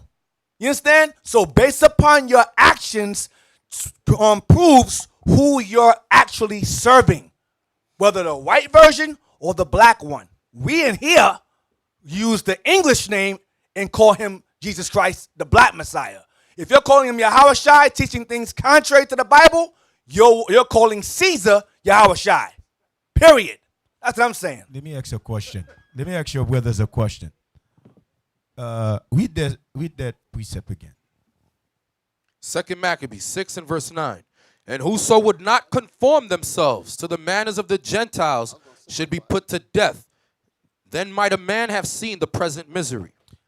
Now let's meditate on this thing. Who was the greatest man who ever lived on earth? That all human beings respect. It's Christ, right? For them to put their image up, what they're telling the world, we better than all nation. Because they're using the great men on earth and saying that the great men on earth coming out of us. So the all nation bow down. Remember, right after that, they dropped the bomb, then they make the image to be honored. Like warm is back up again. They're telling these nations that y'all should bow down to me because Christ is in me. Well, after they did the wicked things they did to the nations. Basically, what Deacon Ithon was saying was that, like the scriptures say, by him actions are weighed. That's the point that he was making. In reference to Cesare Borgia versus the Jesus Christ thing, when you got Israelites that are basically doing the same thing that Christians do, the only difference is that one call him Jesus and the other one call him Yahushua. But their actions still reflect Caesar Borgia, reflect the image of the beast. That's what he's saying. He said, regardless of what you're calling him, if you're following what the scriptures say, then you're following what Christ really said in the Bible, the true one. Y'all understand the difference? A lot of people throwing names at you, but then they still behaving like the people in the churches. Get that in 2 Corinthians 11:4. This goes back to the point that Deacon Ithon was bringing out. 2 Corinthians chapter 11 and verse 4. For if he that cometh preacheth another Jesus, whom we have not preached. Right. The apostles never preached about anyone that looked like Caesar Borgia. Everybody understand that? They never preached that. Go ahead. Or if he receive another spirit. Another spirit. That all nations are one spirit. Love for all races spirit. Go ahead. Which ye have not received. Because they never preached that. Go ahead. Or another gospel. The good news is that all races can come together. That ain't the gospel that the apostles preached. Go ahead. Which ye have not accepted. Ye might well bear with him. And we bear with him by blasting him with the scriptures and correcting him. That's how we bear with him. Okay. So now, let's go back now to Revelation 18. And what verse we at? Verse 4, one more time. We're going to get through it. Revelation chapter 18 and verse 4. And I heard another voice from heaven saying, Come out of her, my people, that ye be not partakers of her sin, and that ye receive not of her plague. Right, because if you take part in the sins of America, you will, listen good, you will be cut off in the destruction when it comes. Read that again. And I heard another voice from heaven saying, Come out of her, my people, that ye be not partakers of her sins, and that ye receive not of her plagues. So her sins includes the food she eats. We have to change that. Being born again means change the foods, because we discuss holidays, but we didn't discuss the foods we eat. We got to change our eating habits, the foods that we eat. Guess what we also got to change? The way we dress. Give me that Zephaniah 1 and 8, because people get stupid. The way you dress stipulates what you believe in. When you can see a Roman Catholic with the black outfit with the little white piece. I don't know what it's called. But y'all know what I'm talking about. You see that, you know that's Roman Catholic. You see a Buddhist, you see the way, that's a Buddhist right there. You know how they dress. You see a Muslim, there's a Muslim. You know, you see what them dudes they call Moors with those kufi fez hats. You know what they into. The way you dress will stipulate what you believe. Now look what God says here. Zephaniah chapter 1 and verse 8. And it shall come to pass in the day of the Lord's sacrifice that I will punish the princes and the king's children and all such as are clothed with strange apparel. God says he will destroy those in strange apparel. Because you always hear a lot of sisters go, not sisters, but women, God ain't going to destroy me because I dress like this. Yes, he is. That's what we just read. He is. Stop being simple. That's why he gave us a dress code. Fringes and a border of blue upon all your garments. That's what he said. Well, I don't want to do that. Then die, nigga. Die. Because we've been so miseducated here in America. Brainwashed with Christianity. We disregard what is written. Well, what did Rex Humbard say? I believe him. What did Creflo say? I believe him. I believe the agents of the state. What did they say? I believe that. Then die. Right, and people want to waste your time. You know damn well they don't want to hear the scriptures. They want to just tire you out with stupidity. Mm-hmm. That's when you have to just flush them down the toilet. If you don't want to hear this Bible, the hell with you. Drop dead. There you go. Exactly. Read on. Back to Revelation 18. I'm sorry. Revelation 18 and verse 5. For her sins have reached unto heaven, and God hath remembered her iniquities. Right, one of her sins that reached unto heaven. Give me that in Obadiah 4. Obadiah verse 4. Though thou exalt thyself as the eagle, and though thou set thy nest among the stars, thence will I bring thee down, saith the Lord. That's talking about space travel. They landed on the moon in 1969 and declared to the world, the eagle has landed. Okay, let's go back to Revelation 18 now and verse 5. Revelation 18, verse 5. For her sins have reached unto heaven, and God hath remembered her iniquities. So God is remembering the sins of Babylon the Great. Come on. Reward her even as she rewarded you. So the you there is the Israelites. Go ahead. And double unto her double according to her works. So guess what? Y'all ain't nobody going to march their way out of this or vote their way out of this. God said he's going to pay back double to Babylon. Exactly what Babylon did to us, Edom did to us. God said repay them double. Go ahead. In the cup which she hath filled to her double. Go ahead. How much she hath glorified herself and lived deliciously. So you know why that's important? Because some of these people today, some Israelites, look at the white woman and want to think that they can save the white woman. That is a sick Negro. That's a sick mind. The Bible says these spirits shall get double. And these Negroes say, no, not my Edomite. No, your Edomite's going to get double too. They're all going to get double, every last one of them. Go ahead. Come on. How much she hath glorified herself and lived deliciously.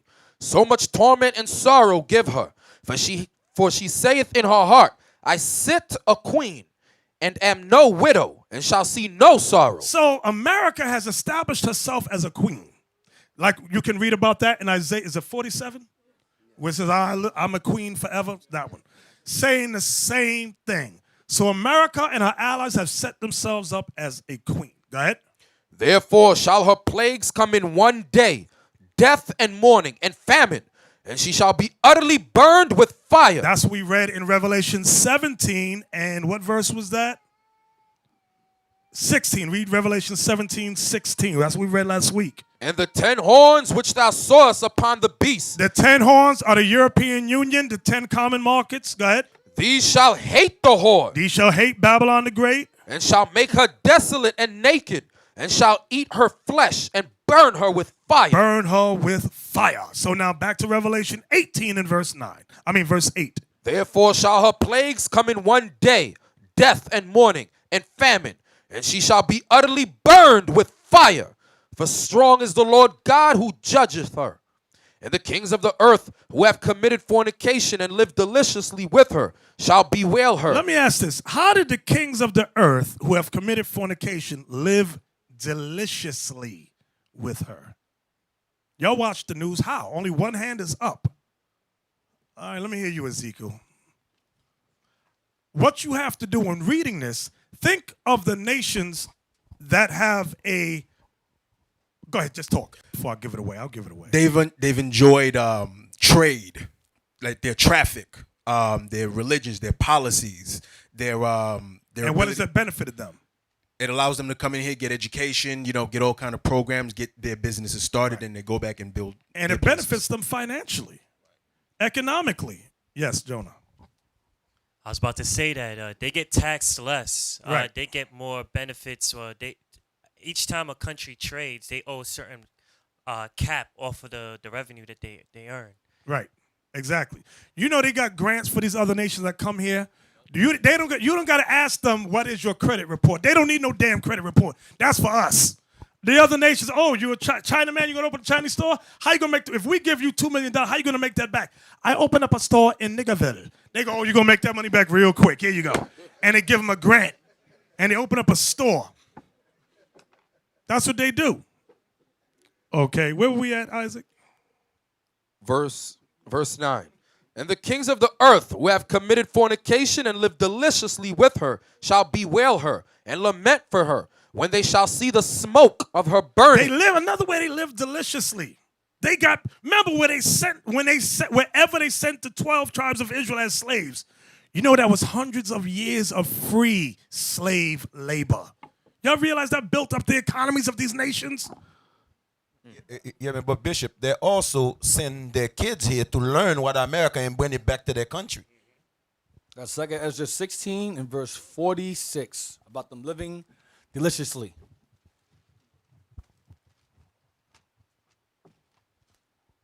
Second Ezra chapter 16 and verse 46. 47. For strangers shall reap their fruits. And their fruits is our fruits. Our labor. Go ahead. And spoil their goods. Rob us. Overthrow their houses. And take their children captives. Took us as slaves. Go ahead. For in captivity and famine shall they get children. That's talking about us. Go ahead. And they that occupy their merchandise with robbery. This land is our merchandise. They stole this land with robbery. Go ahead. The more they deck their cities, their houses, their possessions, and their own persons. What do the nations do with the money that we earn? They labor. They earn from us. They deck what?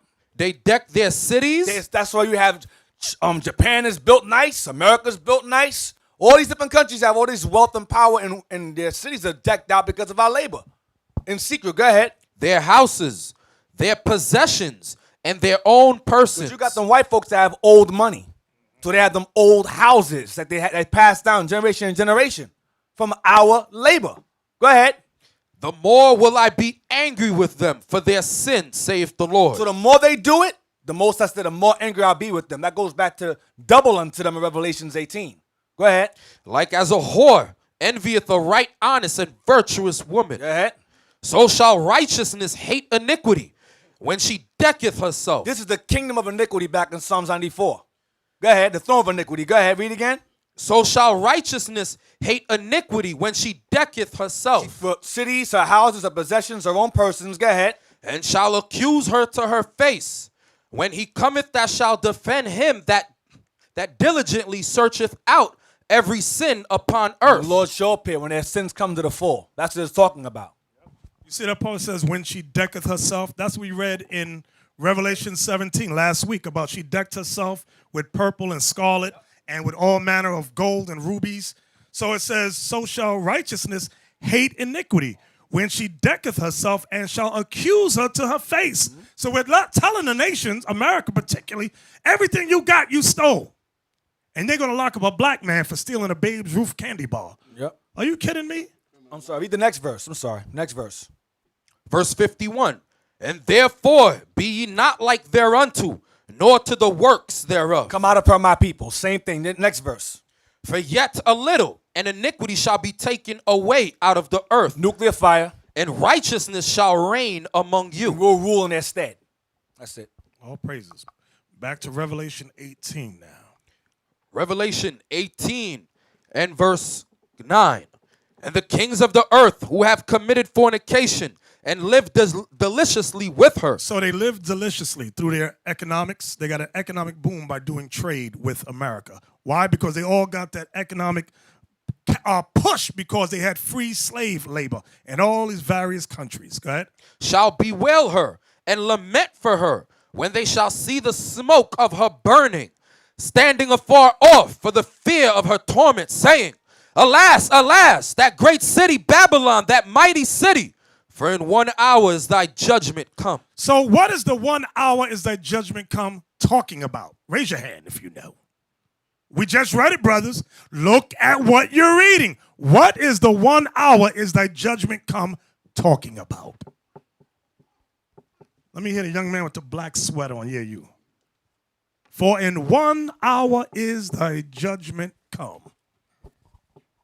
Shalom. Death, famine, and fire. Right. Destruction. How long is it going to take, brothers?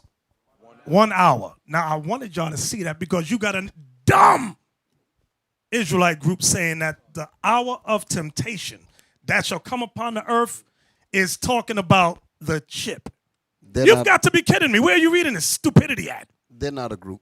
I know they're not a group. That's a maggle of geese. That's it. A gaggle of geese. It's just a few Negroes thrown in a can somewhere. Can you find me that hour of temptation? Where is that? Revelation 3? Revelation chapter 3 and verse 10. Because thou hast kept the word of my patience. Because thou hast kept the word of my patience. What is the word of the Lord's patience, brothers? The Lord's. And it's patient because he needs patience with us to keep these laws, to get it right to the best of our ability. We're rehearsing the righteous acts. Read it again. Because thou hast kept the word of my patience, I also will keep thee from the hour of temptation, which shall come upon all the world, to try them that dwell upon the earth. So the hour of temptation is what we just read in Revelation. Can we go back there now? Revelation chapter 18 and verse 10. Standing afar off for the fear of her torment, saying, Alas, alas, that great city Babylon, that mighty city, for in 1 hour is thy judgment come. For in 1 hour is thy judgment come. Read verse 17. Verse 17. For in 1 hour so great riches is come to naught, and every shipmaster, and all the company and ships and sailors, and as many as trade by sea. See that? For in 1 hour so great riches has come to naught. In 1 hour is the destruction of Babylon. Now verse 19, please. And they cast dust on their heads, and cried, weeping and wailing, saying, Alas, alas, that great city, wherein were made rich all that had ships in the sea by reason of her costliness. Here it comes. For in 1 hour is she made desolate. So the 1 hour is the hour of temptation that shall come upon all earth. So America is destroyed. That's what it is talking about. It's not saying you're going to get a computer chip and run around buying bread and sneakers. It ain't talking about that. The stupidity, I can't take the stupidity. We're in Revelation chapter 18 and verse 10. Standing afar off for the fear of her torment, saying, Alas, alas, that great city Babylon, that mighty city, for in 1 hour is thy judgment come. So the 1 hour is thy judgment comes is the same thing as Revelation 3. Get that? Revelation 3 and 10. Thank you. Revelation 3 and 10. Because thou hast kept the word of my patience, which is the laws in Christ. Go ahead. I also will keep thee from the hour of temptation, which shall come upon all the world to try them that dwell upon the earth. So the hour of temptation is that when that great destruction comes. Everybody understand that? Back to Revelation 18. Now we're in verse 11.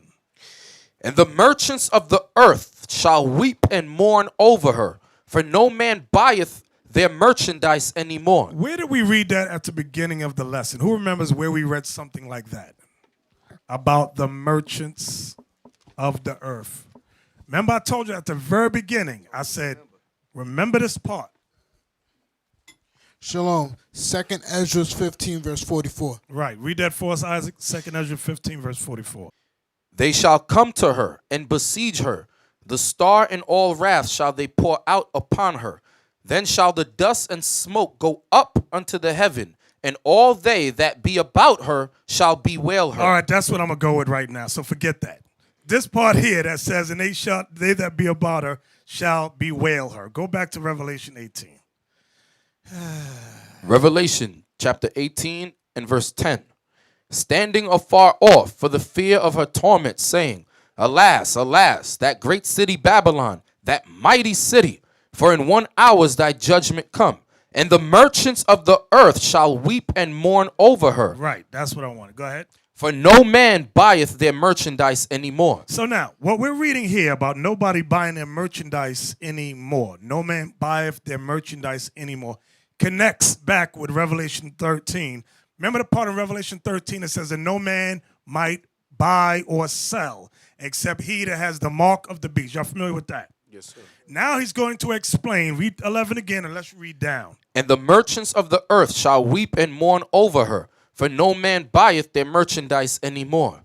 The merchandise of gold and silver and precious stones and of pearls and fine linen and purple and silk and scarlet and all thyine wood and all manner vessels of ivory and all manner vessels of most precious wood and of brass and iron and marble, and cinnamon and odors and ointments and frankincense and wine and oil and fine flour and wheat and beasts and sheep and horses and chariots and slaves and souls of men. And slaves and souls of men. Now, where did we read about that earlier in only one hand?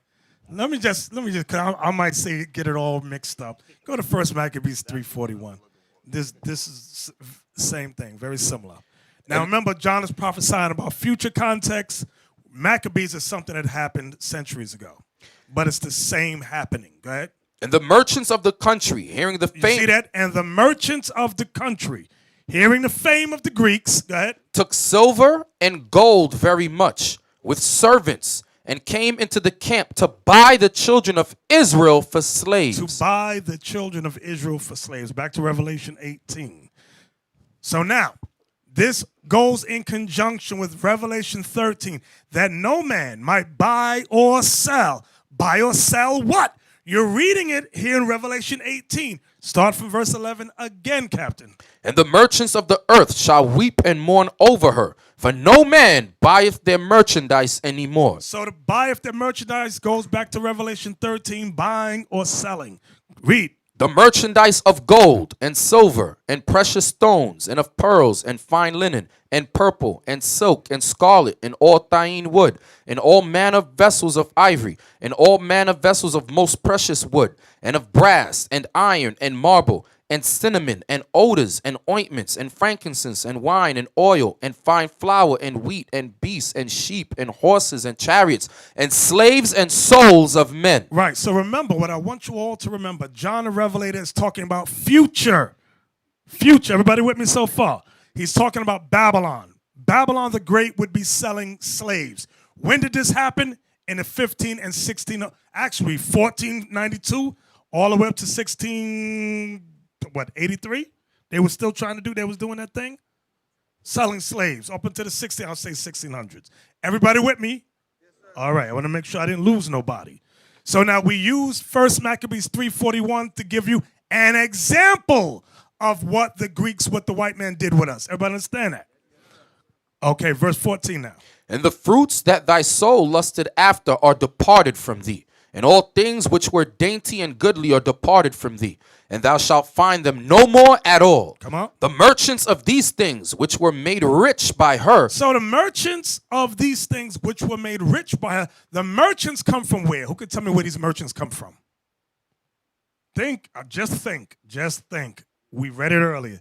Think, this brother right here. Where are these merchants coming from that are made rich?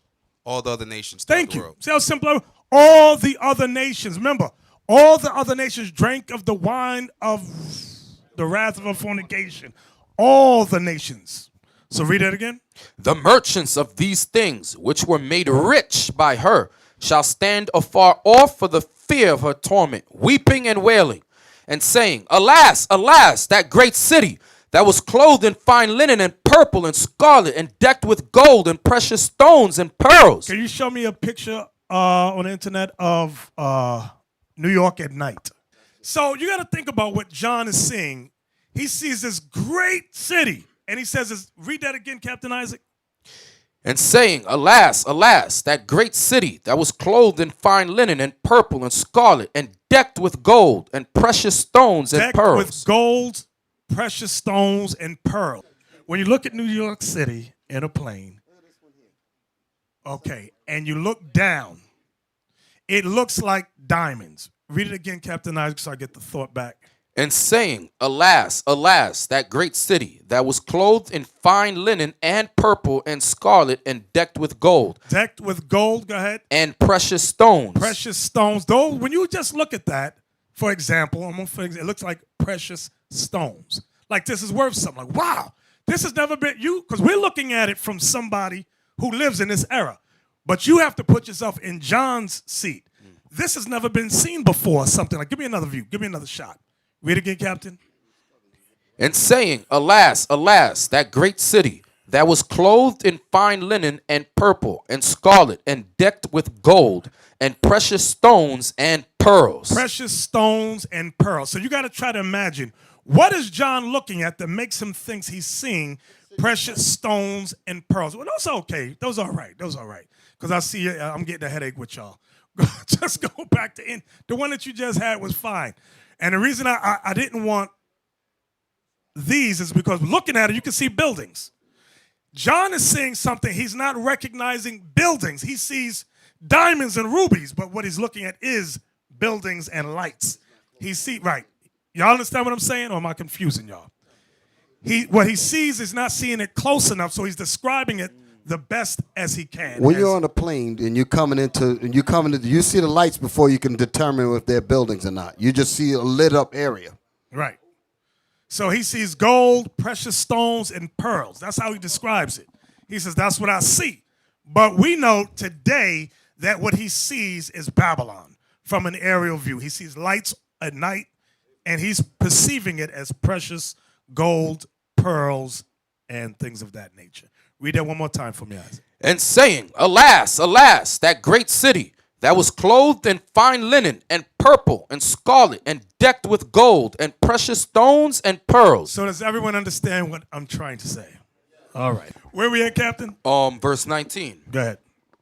And verse 17. I'm sorry. Verse 17. For in 1 hour so great riches is come to naught. So this 1 hour, brothers, goes back to Revelation 3 and 10 about the what? Hour of temptation, which is destruction. Go ahead. And every shipmaster and all the company in ships and sailors and as many as trade by sea stood afar off. You know why this is funny? Because there was one black man who had 3 ships and they got destroyed. Who remembers who he was? Marcus Garvey. He had 3 ships and they got jacked up. Other than that, we ain't have no ships. Because you need them big ships to do all that loading and unloading, importing and exporting, because that's what this is talking about. Modern terminology, import, export. That's how you get big money. Read verse 17 again. For in 1 hour so great riches is come to naught, and every shipmaster and all the company in ships and sailors. You know how diabolical, what's them dude's name that was jealous of Marcus Garvey? I can flip my mind. W.E.B. Du Bois.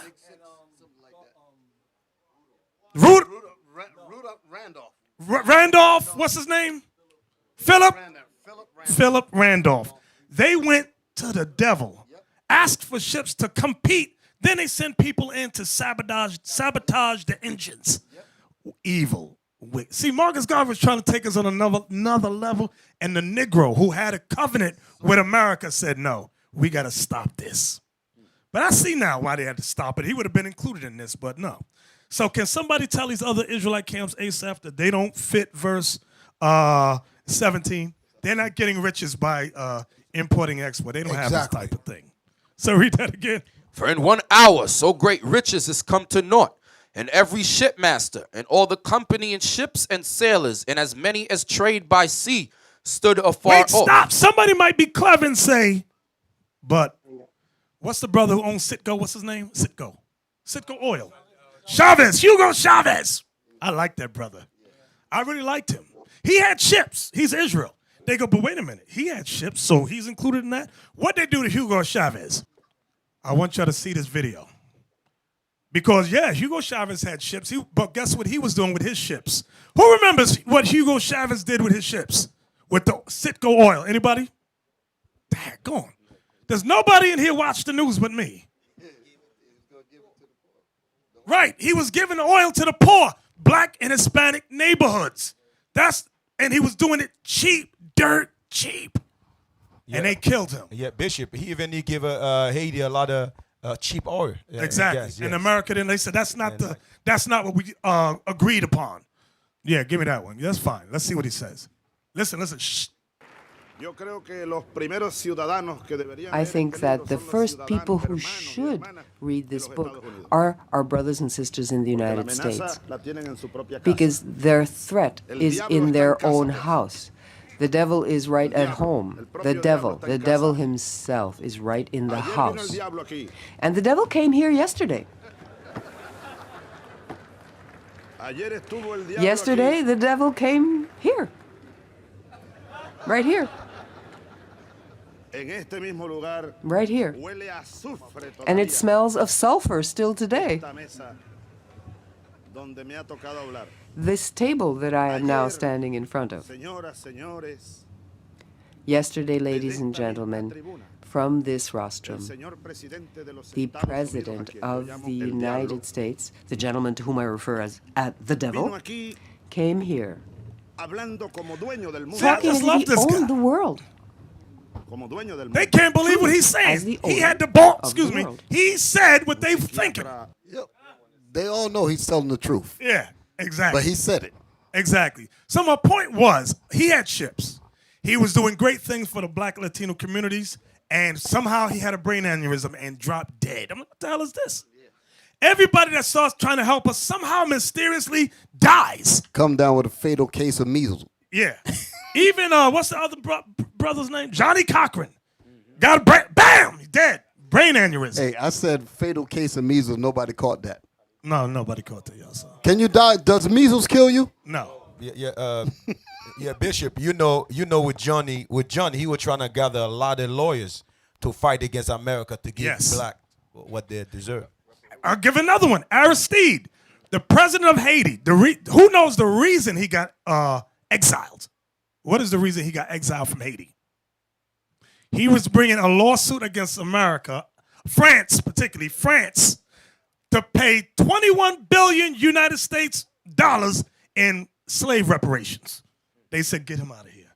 Get him out. He got to go. He came to his house by night. Bonjour, negro. You got to go. They got rid of him, exiled him. He said 21 billion US. They said, no, he got to go. Abiel, what you got? There was a president by the name of an Ecuadorian president called Roldos, who actually found a way to economically unite Colombia, Venezuela, and Ecuador and pretty much be on their own. The United States gave them airplanes. And when they went on these airplanes, it was him, his family, a couple of delegates, and that plane crashed on the side of a mountain. When a plane goes down, what's the first thing they look for? The black box. Eduardo Roldos, it was an Ecuadorian president. Those black boxes were not they did not come with the planes that America gave to this man. They did that also to another man named Chirios in Panama. They did the same thing to him. His plane crashed on the side of a mountain mysteriously. Hey, the president of Libya, what's his name? Umar Gaddafi.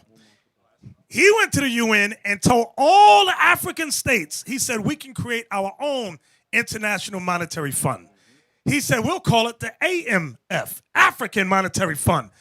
You know he got killed? He somehow, he became this evil dictator, and they had to kill him. He bought a cup of coffee. Coffee was too hot and it killed him. The way how they do it is they do a staged uprising from within. Because when you speak to the people are saying, what you're seeing is not happening here.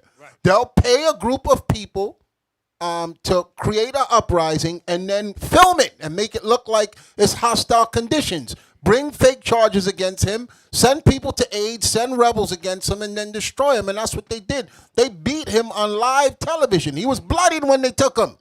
You should have saw the look on his face.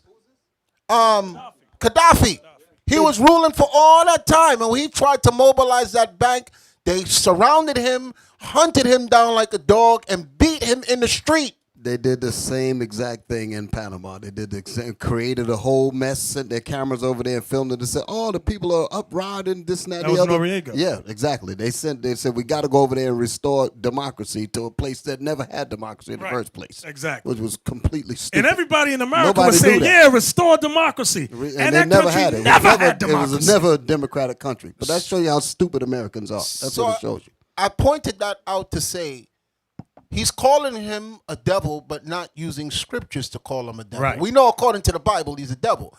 But he's calling him the devil because of their practices that you people know nothing about. Right. You understand that they collapsed the economy? They put things in place for you to lose your houses, for you to lose your jobs, for you to get sick. They do things behind the scene that you would not believe. It makes no sense to go into what they're doing because we can't stop it. You understand? That's why we speak about the conspiracy theories. You can spend so much time digging into all the stuff they're doing, and guess what? All you need to do is find the person who controls them, which is the Most High, and get on his side, because you're not going to expose them. A lot of the conspiracy theories, they say the reason they put the videos out is to expose them. Once everybody knows, it'll stop. That's not what the Bible says. Right. The Bible don't say that. The Bible says the deceived and the deceiver are his. God controls them. So he's allowing them to do these things. So we don't pay them no mind. But that's why he called them a devil, because he knows the inner workings of this society. Exactly. Okay, you read it, Abiel. I don't know what we're reading. The American author and activist John Perkins, in his book Confessions of Economic Hitman, concludes that Roldos was assassinated because his plans to reorganize the hydrocarbon sector would have threatened the U.S. interests. Roldus had entered into a pact with neighboring Colombia and Peru, and a pact with the U.S. President Reagan saw as a tilt toward the Soviet Union.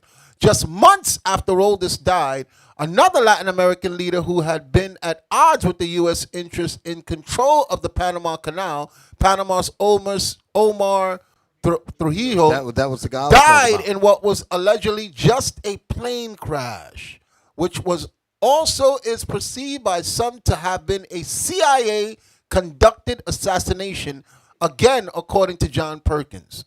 Who's Omar Roldos? Chirios. Who's That's Roldos? President of okay.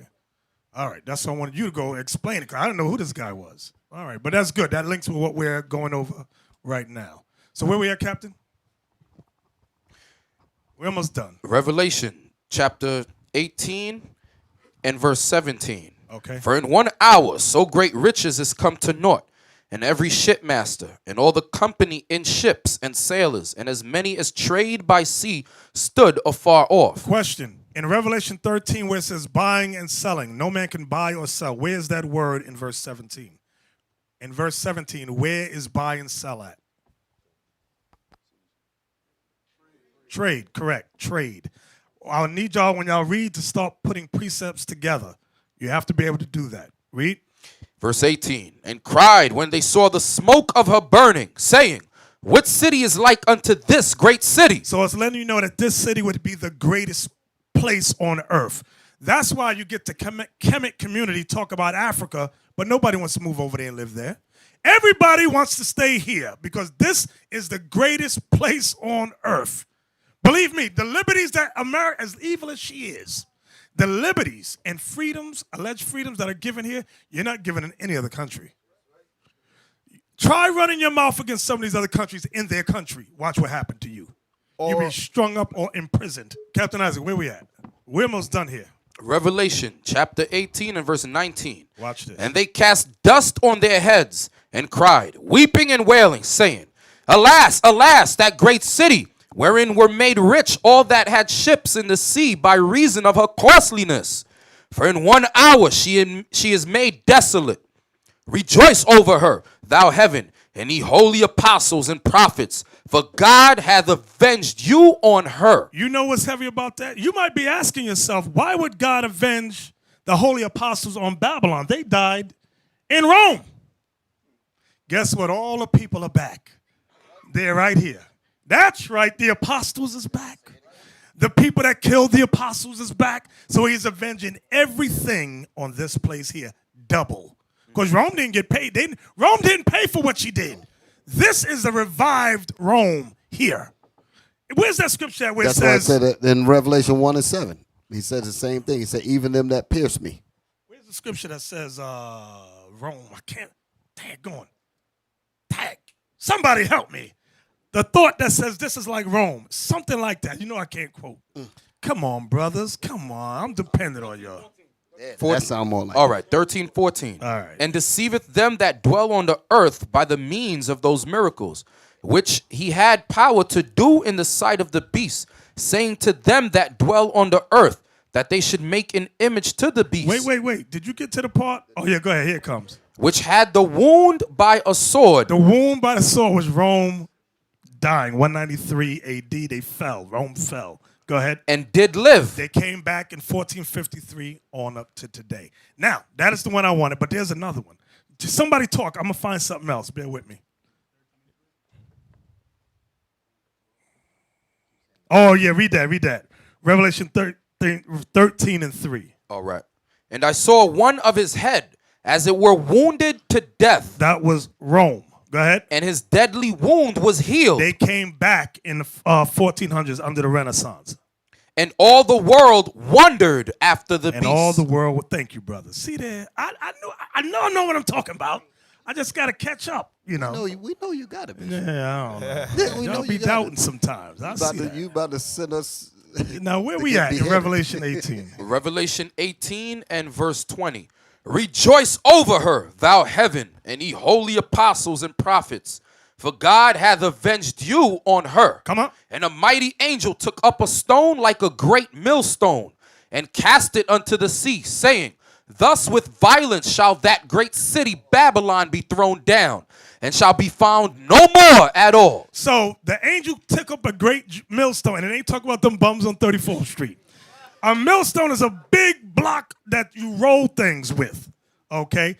He picked it up and threw it. We got to see a cartoon of that. A huge millstone, and the angel just throws it in the sea. He said Babylon's going to be thrown down like that. She's not going to be thrown down through voting. You're not going to vote your way out of this. God says, no, violence is going to take this place down. By violence, they took this land. By violence, this land is going out. Does everybody understand that? Yes, sir. Read on.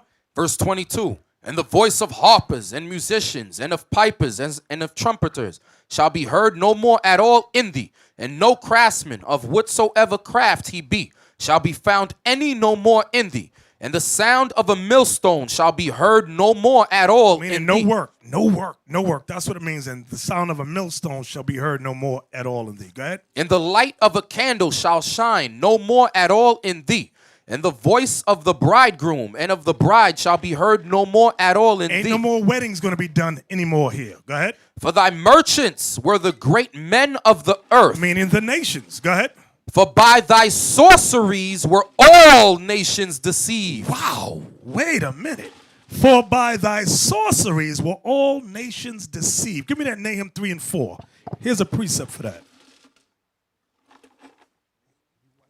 See, what we call television, political policies, amendments, things of that nature, God says this is all sorcery. This is all sorcery. That's the biblical name for it. So everybody's bewitched. Everybody, including your mothers and fathers, are under a spell. The only spell breaker is the Bible. It's the only spell breaker. Nahum chapter 3 and verse 4. Because of the multitude of the whoredoms of the well-favored harlot. The well-favored harlot is the great whore that sat upon the beast with 7 heads and 10 horns, which is Babylon. Well-favored harlot. Where does everybody want to come to? America. There it is. Well-favored. Everybody loves this place. Go ahead. The mistress of witchcrafts. The mistress of what? Of witchcrafts. Uh-huh. That selleth nations. Ooh, wait a minute. That selleth nations. Didn't we just read that in Revelation 18? That sells slaves and souls of men. Read it again, Captain. Because of the multitude of the whoredoms of the well-favored harlot, the mistress of witchcrafts, that selleth nations through her whoredoms and families through her witchcrafts. Damn, y'all see that? Do y'all see what we're reading here in the Bible? What I want y'all to understand that our people, we're under a spell as well.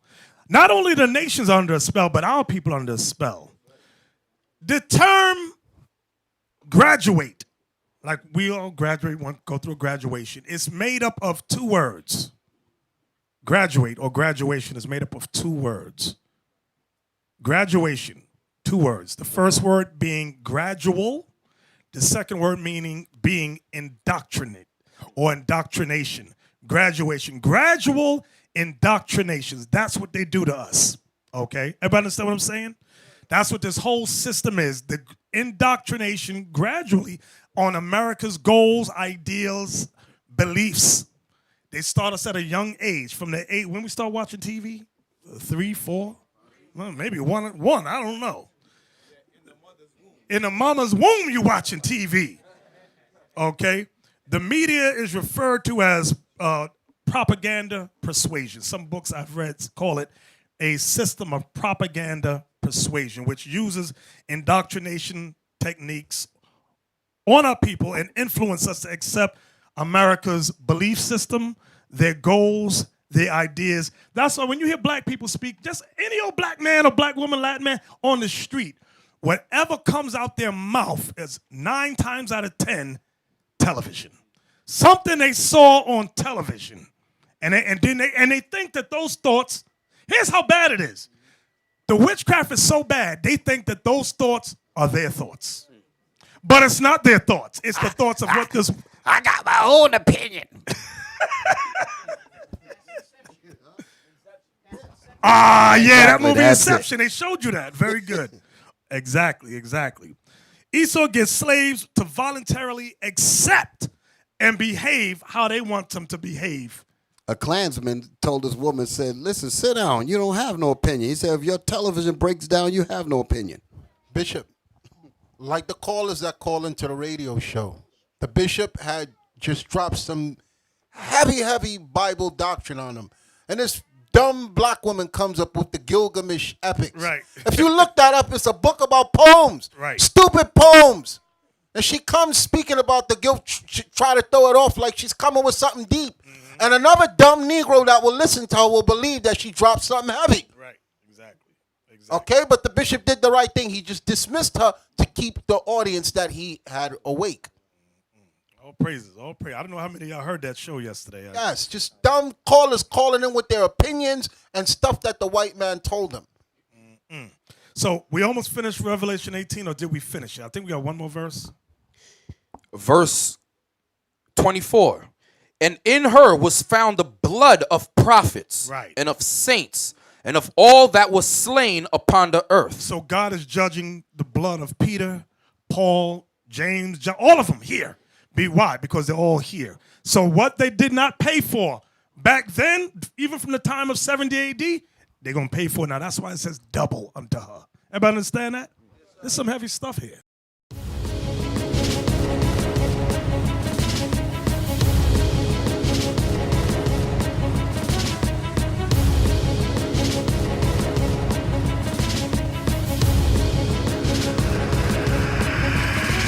Shalom, Israel. I'm Elder Nathaniel, Israel United in Christ. YouTube likes to shut our channels down, as some of you have noticed, ever so often. Subscribing to join IUIC will assure you will always stay connected to our YouTube accounts. We want to do our best to make sure this truth gets out. Please click and join our subscriber YouTube channel called Join IUIC to stay linked to all of our videos. So again, please make sure you subscribe to this Join IUIC channel to get your latest updates from all our YouTube channels. Shalom.